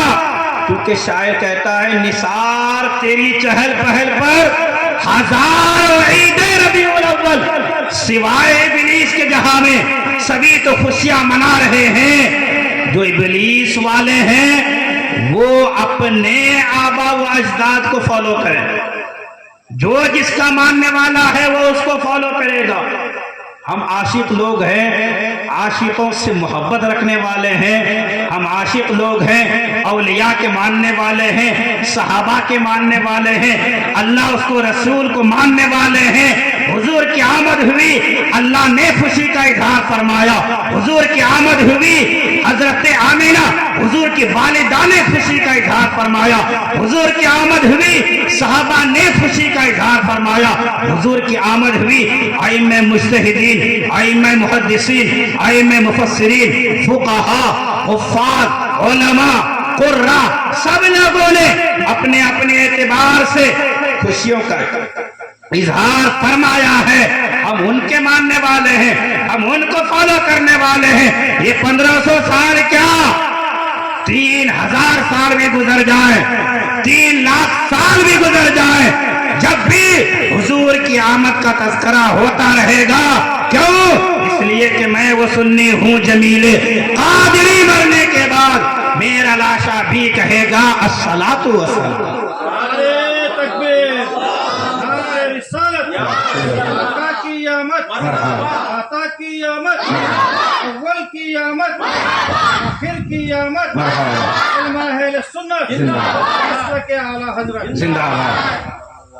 तो हुजूर की आमद की खुशी में अपने घरों में लाइटिंग लगाएं, चरागा करें। चरागा करना मैंने क्या कहा, खुद अल्लाह की सुन्नत। हजरत फजलुर रहमान गंज मुरादाबाद, आप लोगों को मजा आ रहा है ना? हाँ, हुजूर का मीलाद हो और खुशी ना हो, हुजूर का मीलाद बयान हो और इंसान के दिल में खुशी ना हो, तो हमारे सूफिया फरमाते हैं उसके दिल में धड़कने वाला दिल ही नहीं। महबूब का तज़किरा हो तो खुशी क्यों नहीं मिलेगी? हाँ, तो अर्ज कर रहा था हजरत इमाम फजलुर रहमान गंज मुरादाबादी, ये वो शख्स हैं कि इनको देवबंदी भी बहुत मानते हैं। ये एक मरतबा एक गली से गुजर रहे थे, मिलाद ही का महीना था, एक देवबंदी से मुलाकात हो गई। उसने रोका और कहा हजरत देखिए तो कैसी कैसी बिदातें लोगों ने ईजाद कर दी है। कहा क्या हुआ? कहा देखिए ये घर, इस घर में इस महीने में हर रात ये चराग जलाते हैं। पहले जमाने में ये लाइटें तो नहीं थी, वो तेल डाल के चराग जो जलाया जाता है, ये चराग जला रहे हैं, ये बिदात है। हुजूर को आना था, आ गए, अब ये सब करने की क्या जरूरत है? हजरत फजलुर रहमान गंज मुरादाबादी रहमतुल्लाह ताला अलैह ये फरमाते हैं कि अगर बिदात है तो जाओ बुझा दो। वो कहने लगा नहीं, घर वाले नाराज हो जाएंगे, मुझसे लड़ाई झगड़ने को आ जाएंगे। आपने फरमाया नहीं आएंगे, उसकी जिम्मेदारी मैं लेता हूँ। ये जिसका घर है, मेरा जानने वाला है, मेरा पहचानने वाला है, मैं उसको समझा दूंगा। तू जा अपना काम कर, बिदात को मिटा दे, मैं तेरी तरफ से जमानत लेता हूँ, तुझे कुछ भी नहीं होगा। वो बंदा गया, चराग में जैसे ही फूंक मारा पहले से ज्यादा रोशन हो गया। दूसरे में फूंक मारा, वो भी पहले से ज्यादा रोशन हो गया। वो फूंक मारता जा रहा है, चराग पहले से ज्यादा रोशन होता जा रहा है। कहा हजरत बात समझ में नहीं आ रही, मैं तो बुझा रहा हूँ लेकिन ये पहले से ज्यादा रोशन हो रहे हैं। हजरत फजलुर रहमान गंज मुरादाबादी फरमाते हैं बात तेरी समझ में आएगी भी नहीं, इसलिए कि तेरी अक्ल में वो समझ ही नहीं है। अगर तू समझ लेता तो इसको बिदात ही नहीं कहता। सुन, ये जो चराग जलाए जा रहे हैं ये कोई बिदात नहीं, बल्कि ये हुजूर के इश्क में चराग जलाए जा रहे हैं। इसे तुम जितना बुझाने की कोशिश करोगे ये उससे भी ज्यादा और रोशन हो जाएगा। फूकों से ये चराग बुझाया ना जाएगा। हुजूर के इश्क के जो चराग है इसको कोई बुझा नहीं सकता है। फरमाया ये बुझ नहीं रहे तो मतलब ये है कि अल्लाह की मर्जी से ये जल रहे हैं। आपके घरों में भी अगर इतना इंतजाम नहीं कि इस तरह की लाइटिंग कर सके, बड़े बड़े लाइटिंग, तो आप तेल ही का चराग सही उसी को जला लें, उससे भी आप अपने घर में खुशी का इजहार कर सकते हैं। हजरत शाह अब्दुल हक मुहद्दिस देहलवी اور حضرت شاہ عبد العزیز محدث دہلوی، ان کا میں نے کہا، ان کی باتیں بتائی کہ اگر کوئی انسان خالی یہ ارادہ کر لیتا ہے کہ میرا یہ کام ہو جائے، میں میلاد کی محفل سجاؤں گا، اس نیت کرنے کی وجہ سے اللہ اس کام کو آسان فرما دیتا ہے۔ حضرت شاہ عبدالحق محدث دہلوی کسی عام شخص کا نام نہیں ہے۔ ہندوستان اور پاکستان اور آس پاس میں جتنے ممالک ہیں، ان ملکوں میں، ان کنٹریز میں حضور کی جو حدیثیں آئی ہیں، ان میں سب سے بڑا ہاتھ حضرت عبدالحق محدث دہلوی کا ہے۔ سب سے زیادہ انہی کی محنتیں ہیں۔ یہ مدینہ طیبہ میں رہ کر حدیث کا درس دیے ہیں حضرت عبدالحق محدث دہلوی۔ لاکھوں نہیں، کروڑوں آپ کے ماننے والے ہیں، لاکھوں کی تعداد میں آپ کے شاگرد ہوں گے، نہ جانے کتنے کتابوں کے آپ رائٹر ہیں، کتنے عبادت گزار ہیں، لیکن سنو یہ کیا فرماتے ہیں، یہ اخبار الاخیار میں لکھتے ہیں، مولا مجھے اپنے کسی عمل پر بھروسہ نہیں، میں نے اتنی کتابیں لکھی، نمازیں پڑھی، روزے رکھے، حج کیا، زکوٰۃ دیا، اتنے شاگرد ہیں، اتنے مریدین ہیں، خلفاء ہیں، اتنے دینی خدمات ہیں، اتنی تبلیغیں کیے، لیکن مولا مجھے اپنے کسی عمل پر فخر نہیں، اپنے کسی عمل پر بھروسہ نہیں۔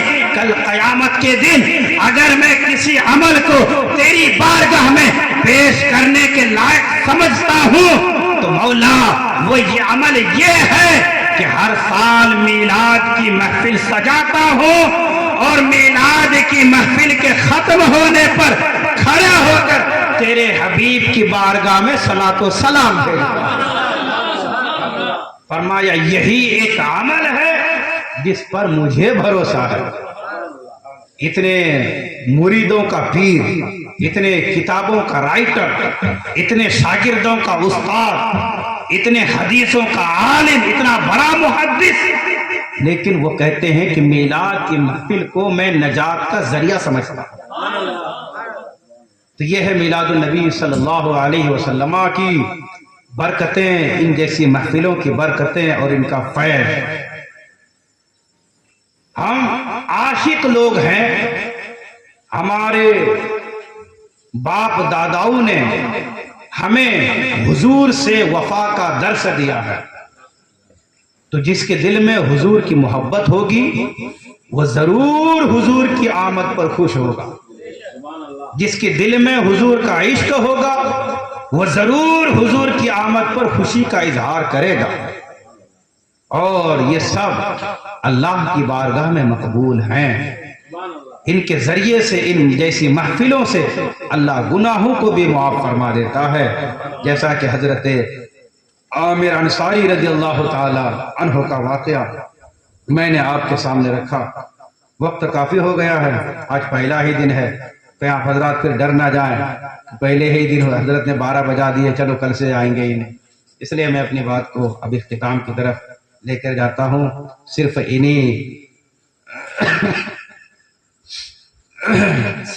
آپ حضرات کو یہی پیغام دینا چاہوں گا، ایک آخری پیغام، وہ یہ ہے کہ میلاد کی محفل یہ اس مرتبہ جو سج رہی ہے وہ 1500 سالہ میلاد کی محفل ہے، تو جہاں ہم محفلوں میں حاضر ہوں گے، جہاں ہم حضور کے نام پر دوسرے اور نیک کام کریں گے، وہیں پر آپ حضرات کو ایک پیغام دینا چاہوں گا کہ آپ حضرات کم سے کم اس مہینے میں اور خاص کر 12 تاریخ تک حضور کی بارگاہ میں درود بھیجنے کا اپنا ایک ٹارگیٹ بنا لیں۔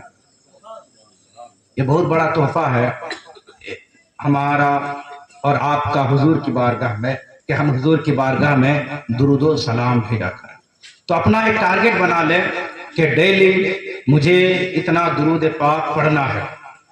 انشاءاللہ ٹارگیٹ بنائیں گے انشاءاللہ۔ میری ماؤں بہنوں سے بھی گزارش کروں گا کہ آپ حضرات بھی عام دنوں میں تو پڑھتی ہوں گے، لیکن خاص کر یہ 12 دن زیادہ سے زیادہ حضور کی بارگاہ میں درود و سلام پڑھیں۔ اس کا ثواب اور اجر اور جزا کیا ہے؟ اللہ کے حبیب فرماتے ہیں جو مجھ پر ایک بار درود بھیجتا ہے، اللہ اس درود بھیجنے والے پر اپنی 10 رحمتیں نازل فرماتا ہے، اور فرمایا قیامت کے دن سب سے زیادہ میرے قریب وہ ہوگا جو مجھ پر کثرت کے ساتھ درود و سلام پڑھتا ہو. اور یہی مقصود یہ زندگی ہے کہ حضور کا قرب حاصل ہو جائے. یہی تو زندگی کا مقصد ہے کہ اللہ کے حبیب کے قریب ہو جائے.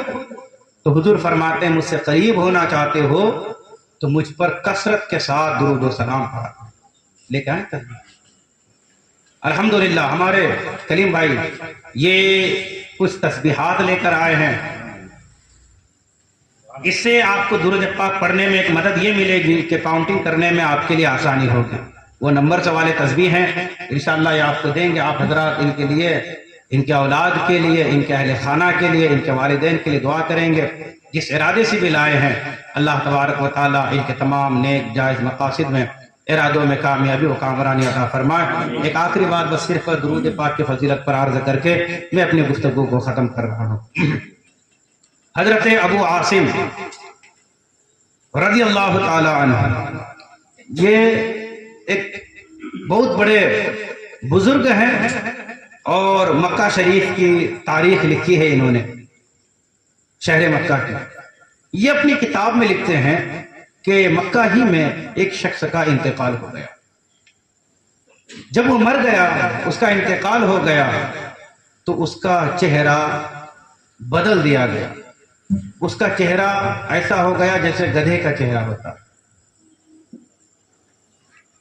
جب اس کا انتقال ہوا، چہرہ بدل گیا، اس کے بیٹے نے دیکھا اپنے باپ کی یہ حالت، تو اس نے دروازے بند کر لیے. اپنے گھر والوں سے کہا اس بات کو باہر مت پھیلانا، گھر ہی میں گڑھا کھود دیں گے اور یہیں پر دفن کر دیں گے. اس لیے کہ اگر یہ چہرہ لوگ دیکھ لیں میرے باپ کا تو لوگ کیا کہیں گے، کیا باتیں بنائیں گے. فیصلہ یہ ہوا کہ چلو ٹھیک ہے، بند دروازے ہی میں، گھر ہی میں ان کو دفن کر دیا جائے، یہیں پر ان کی قبر بنا دی جائے. دروازہ بند کر دیا گیا. بیٹا ایک کونے میں بیٹھ کر رو رہا ہے. اچانک کیا دیکھا، ایک نورانی شخص، نورانی چہرے والا اپنے چہرے انور کو ڈھک کر، چادر اوڑھ کر اس گھر میں داخل ہوا. اور داخل ہونے کے بعد اس مرنے والے کے چہرے پر اپنا ہاتھ رکھا اور دعا یہ کی کہ مولا یہ بندہ وہ ہے جو روزانہ میری بارگاہ میں درود بھیجا کرتا تھا، جو فرشتہ اس کے درود کو مجھ تک پہنچاتا تھا. آج اس فرشتے نے کہا ہے اے اللہ کے حبیب، آپ کا جو غلام درود بھیجتا تھا اس کا انتقال ہو گیا ہے، لیکن ساتھ ہی ساتھ اس کے چہرے کو بدل دیا گیا ہے. اے اللہ یہ بندہ تو میرا عاشق تھا، درود بھیجتا تھا، آخر اس کا چہرہ کیوں بدل دیا گیا، اس کی حالت کیوں ایسی ہو گئی. آواز آئی حبیب اس نے ایک گناہ کیا تھا، اس گناہ کی سزا ملی، لیکن حبیب چونکہ یہ آپ کی بارگاہ میں درود بھیجتا تھا تو اس کا مطلب یہ ہے کہ اس کے دل میں آپ کی محبت تھی. حبیب آپ ہاتھ ہٹائیے، اس کے چہرے کو ہم ابھی بدل دیتے ہیں. آنے والا نورانی شخص کوئی اور نہیں اللہ کے حبیب تھے. اور یہ واقعہ حضور کے وصال کے 400 سال کے بعد ہوا ہے. 400 سال کے بعد.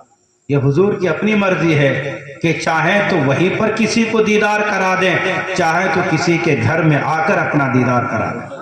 اللہ ہمیں بھی اپنے حبیب کا دیدار نصیب فرمائے. تو حضور صلی اللہ علیہ وسلم کو حکم ملا آپ اپنا ہاتھ ہٹائیں. حضور نے جیسے ہی اپنا دست شفقت ہٹایا، کیا دیکھتے ہیں، وہ انسان کہ جس کا چہرہ بدصورت ہو گیا تھا اب چاند سے بھی زیادہ اس کا چہرہ چمک رہا تھا، روشن ہو چکا تھا. اس کا بیٹا جو رو رہا تھا حضور پاس میں تشریف لے گئے. کہا بیٹے کیوں رو رہے ہو؟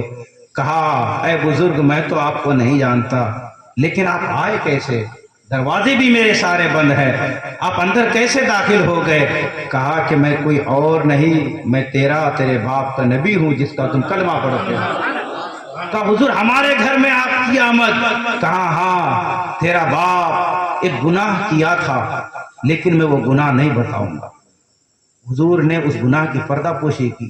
کہا وہ گناہ نہیں بتاؤں گا جس کی وجہ سے تیرے باپ کے چہرے کو بدل دیا گیا، لیکن تیرا باپ میرا بڑا عاشق تھا، میری بارگاہ میں ہر رات سونے سے پہلے درود پاک پڑھتا تھا، جب بھی سوتا تھا اس کا درود مجھ تک پہنچایا جاتا ہے، اس کے درود کی جزا اور درود پڑھنے کا صلہ یہ ملا کہ مجھے فرشتے نے آ کر کہا کہ آج آپ پر اس بندے نے درود نہیں بھیجا، میں خود تیرے گھر میں تشریف لایا، بیٹے تم روتے کیوں ہو؟ کہا کہ میرے باپ چہرہ بدل دیا گیا ہے اس لیے رو رہا ہوں۔ کہا کہ چل کر جا کر دیکھو تو صحیح۔ جب اس نے دوبارہ اپنے باپ کے چہرے کو دیکھا تو چہرہ ایک دم چاند کی طرح چمک رہا تھا اور روشن تھا۔ کہا کہ یہ سب برکتیں ہیں مجھ پر درود پاک پڑھنے کی، تو اگر حضور پر درود پاک پڑھیں گے تو انشاءاللہ اس دنیا میں بھی کامیاب رہیں گے اور انشاءاللہ آخرت میں بھی کامیاب رہیں گے۔ ایک اور بات بتا دوں کیا درود پاک کے ہی حوالے سے، کیونکہ آپ کو ایک ٹارگٹ پورا کرنا ہے تو شاید آپ کے دل میں اور زیادہ جذبہ پیدا ہو۔ یہ حدیث المستدرک میں ہے، ایک صحابی سرخ اونٹ پر سوار ہو کر حضور کی بارگاہ میں حاضر ہوئے۔ جب وہ حاضر ہوئے پیچھے سے ایک شخص آیا اور اس نے کہا اے اللہ کے حبیب، یہ جس اونٹ پر سوار ہو کر آیا ہے نا، یہ اس کا اپنا اونٹ نہیں ہے، یہ چوری کر کے لایا ہے۔ اس صحابی پر الزام لگا یہ اونٹ چوری کر کے لایا ہے۔ حضور نے کہا کوئی گواہ ہے تیرے پاس؟ اس نے کہا کہ میں گواہوں کا انتظام کر دوں گا، مجھے وقت دیجیے۔ حضور نے حضرت علی کی ڈیوٹی لگائی کہ علی تم ان دونوں پر نگاہ رکھو۔ اب جس صحابی پر الزام لگا تھا اس صحابی نے اپنے سر کو جھکا لیا، ان کے ہونٹ ہل رہے تھے، وہ کچھ بول رہے تھے، نگاہیں جھکا لی۔ اب اس شخص نے کہا یا رسول اللہ، اس نے اونٹ کو چوری کیا ہے، یہ میرا دعویٰ ہے، میں گواہوں کو پیش کر دوں گا۔ اس نے جب یہ الزام لگایا تو وہ صحابی جس اونٹ پر سوار ہو کر آئے تھے اس اونٹ سے آواز آنے لگی۔ آواز کیا تھی؟ وہ اونٹ کہنے لگا والذی باسک بالکرامت یا رسول اللہ۔ اس اونٹ نے پہلے حضور کی تعریف بیان کی، اس اونٹ نے پہلے حضور کی شان بیان کی، پھر اس اونٹ نے اپنے مالک کی گواہی دی۔ وہ کہتا ہے والذی باسک بالکرامت یا رسول اللہ، یا رسول اللہ، اس ذات کی قسم جس نے آپ کو بہت زیادہ عزتیں دے کر بھیجا ہے۔ ان ھذا ما سرقنی، اے اللہ کے حبیب اس شخص نے مجھے چوری نہیں کیا ہے، یہ میرا مالک ہے، یہ میرا مالک ہے۔ کون بول رہا ہے؟ اونٹ بول رہا ہے۔ اب آپ سوچتے ہوں گے بھائی جنس کیسے بدل گئی، اونٹ کی زبان میں انسان کی بولی کیسے آ گئی؟ اور پھر قرآن میں چلتے ہیں۔ حضرت موسیٰ علیہ السلام، ان کو جو اللہ نے معجزہ دیا وہ عصا، زمین پر ڈالتے ہیں تو بڑا سانپ بن جاتا ہے، ہاتھ میں لیتے ہیں تو لاٹھی بن جاتی ہے۔ جنس بدل رہی کہ نہیں بدل رہی؟ حیات بدل رہی کہ نہیں؟ کہاں لکڑی اور کہاں سانپ، وہ بھی چھوٹا موٹا سانپ نے دوسرے تمام سانپوں کو کھا جاتا ہے، اژدہا۔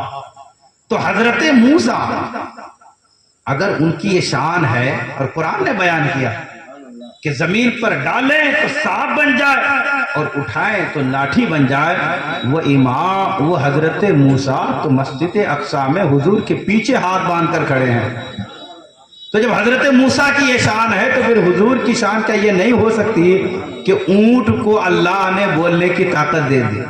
اونٹ نے بولا اور کہا ان ھذا ما سرقنی، یا رسول اللہ اس نے مجھے چوری نہیں کیا بلکہ یہ تو میرا مالک ہے۔ حضور نے پوچھا اس صحابی سے کہ میرے صحابی تم یہ سر جھکا کر کیا کر رہے تھے جب تم پر الزام لگا؟ وہ کہتا ہے کہ یا رسول اللہ جب مجھ پر یہ الزام لگانا تو میں سر کو جھکا کر آپ کی بارگاہ میں درود پڑھ رہا تھا، اور اس درود پڑھ کر اس کے وسیلے سے میں نے دعا مانگی، اے اللہ میری عزت کا سوال ہے، لوگ کیا کہیں گے؟ تیرے حبیب کی بارگاہ میں آ کر سوالات پوچھتا تھا، تیرے حبیب کی بارگاہ میں اٹھتا تھا، بیٹھتا تھا، تیرے حبیب سے مصافحہ کرتا تھا، تیرے حبیب سے ملتا تھا۔ اب اس نے مجھے جھوٹا کہا ہے، ایک الزام لگا دیا ہے۔ اے اللہ سچ کیا ہے؟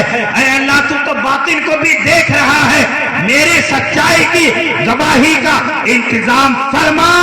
اللہ تبارک و تعالیٰ نے درود پڑھنے کی برکت سے میری دعا کو قبول کر لی اور اونٹ کو بولنے کی طاقت دے دی۔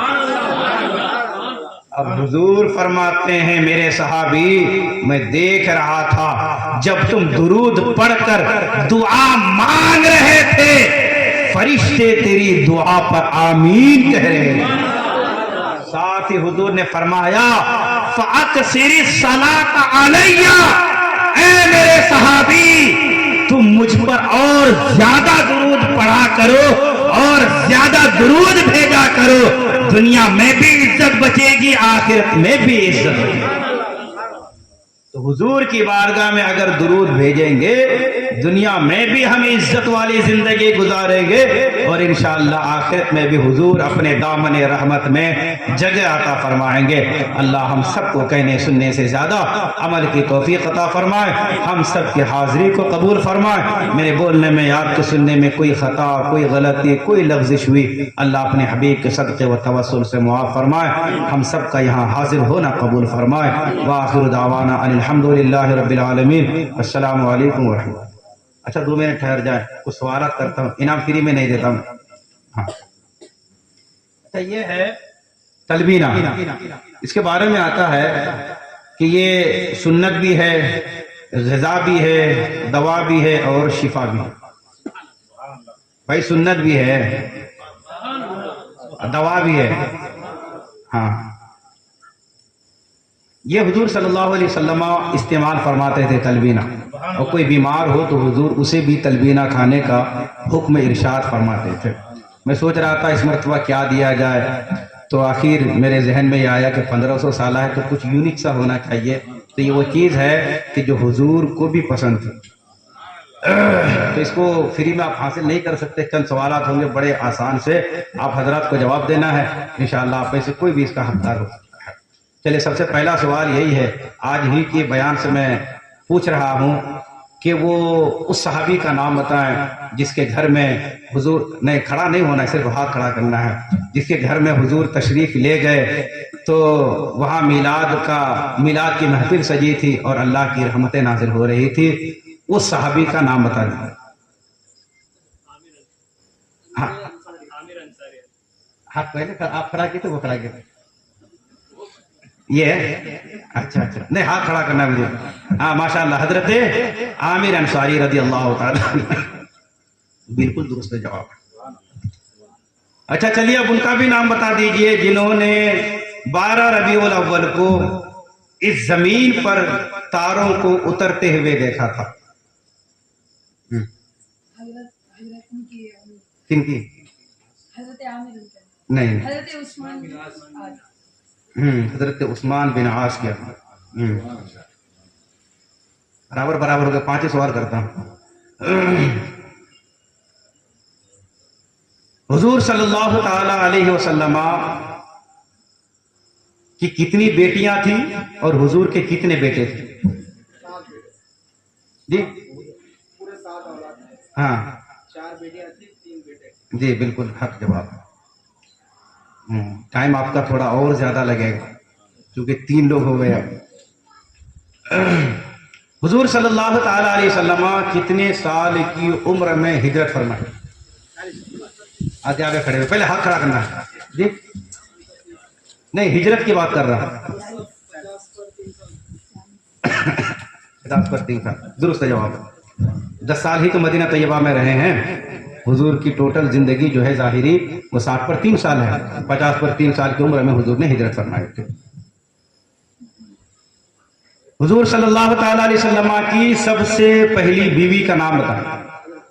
حضرت خدیجہ ابھی یہ ہاتھ کھڑا جو ہاتھ کھڑا کریں گے وہی کھڑا ہونے کا نہیں, ہاتھ بس اٹھا دیجیے آپ تاکہ دوسرے لوگ بھی گواہ بن جائیں.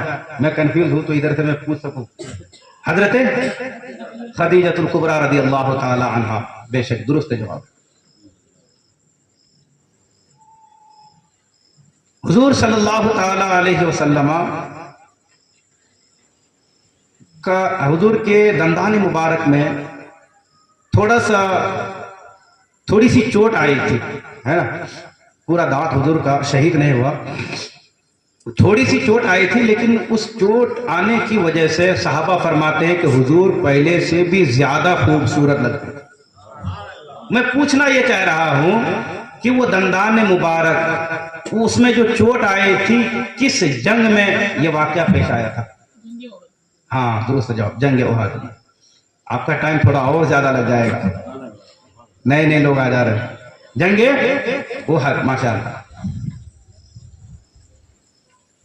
وہ کون بد نصیب شخص ہے کہ جس نے حضرت ابو بکر کے زمانے میں نبی ہونے کا دعویٰ کیا تھا, جس نے حضرت ابو بکر صدیق کے دور خلافت میں اپنے آپ کو نبی کہا تھا. اس بد نصیب, اس بدبخت انسان کا نام بتائیں. ہے کسی کے ذہن میں؟ یہ 2 سوال کے برابر ایک سوال.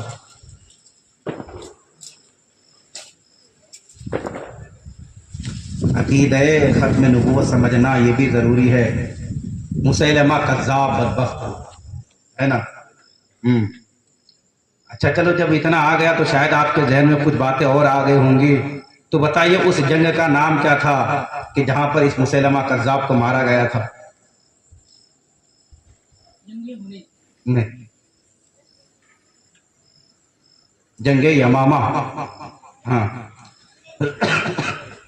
اس جنگ میں اس کو مارا گیا اور بہت سے حفاظ قرہ صحابی اس میں شہید ہوئے تھے. لیکن ختم نبوت کا وہ مسئلہ ہے کہ جس پر صحابہ کرام نے پہرا دیا ہے. چلیے آخری سوال جو اس کا جواب دے دے گا. نہیں جا بھائی آگے چلتا ہے.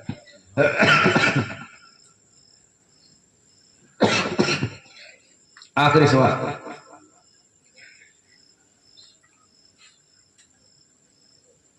اچھا درود پاک پڑھ لیجیے. اللہم صلی علی سیدنا شفیعنا حبیبنا کریمنا نبینا مولانا محمد بارک وسلم صلو علیہ صلاۃ و سلام علیک یا سیدی یا حبیبی یا رسول اللہ صلی اللہ تعالی علیہ وسلم. خانہ کعبہ کے غلاف کو تیار کرنے کے لیے دنیا میں جو کمپنی ہے اس کا نام کیا ہے؟ آج ہی بیان میں نے کہا ہے. جی کیا؟ قصوۃ الکعبہ. قصوۃ الکعبہ. کیا کریں گے, تھوڑا اور لیٹ ہو جا رہا ہے. ہاں قصوۃ الکعبہ اس کا نام. اچھا یہ بتائیے کہ جمعے کی نماز میں اور عید کی نماز میں کیا کیا فرق ہے؟ ہاں بتائیے. جی جی بے شک. اور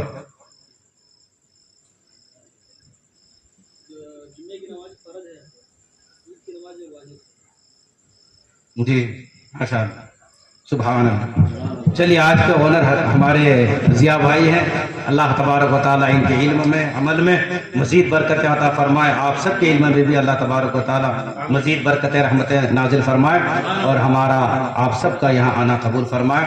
ایک بات اور ہے کہ کل پھر آپ لوگ سوچیں گے حضرت سوال کریں گے, کل نہیں کر سکتا اس لیے کہ جب یہ آرڈر کر رہا تھا وہاں اسٹاک میں صرف 7 ہی تلبینہ تھے, تو ایک دن گیپ کر کے یہ سوال رکھنا ہوگا.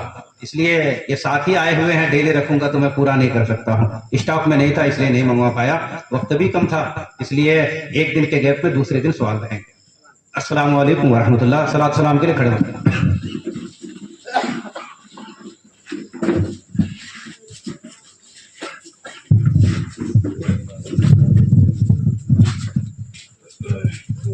اللہ رب محمد صلی اللہ علیہ وسلم نحن عباد محمد صلی علیہ وسلم اللہ رب محمد صلی علیہ وسلم نحن عباد محمد صلی علیہ وسلم مصطفیٰ جان رحمت پہ لاکھوں سلام شمع بز میں ہدایت پہ لاکھوں سلام مصطفیٰ جان رحمت پہ لاکھوں سلام شمع بز میں ہدایت پہ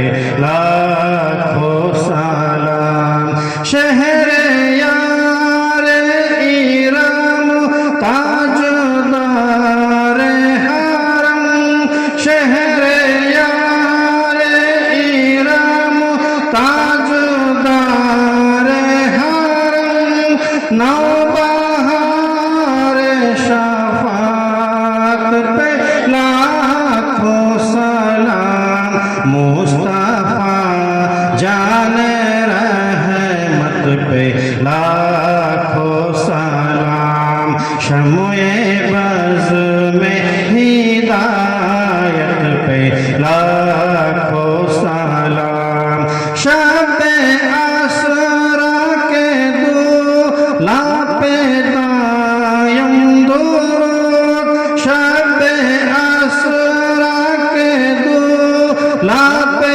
دائم درود نوشائے بز میں جنت پہ لاکھوں سلام مصطفیٰ جان رحمت پہ لاکھوں سلام شمع بز میں ہدایت پہ لاکھوں سلام کاش محشر میں جب ان کی آمد ہو کاش محشر میں جب ان کی آمد ہو بھیجے سب ان کی شوکت پہ لاکھوں سلام مصطفیٰ جان رحمت پہ لاکھوں سلام شمع بز میں ہدایت پہ لاکھوں سلام غوث اعظم امام تو کا ونوں کا غوث اعظم امام تو کا ونوں کا جلوائے شان قدرت پہ لاکھوں سلام مصطفیٰ جان رحمت پہ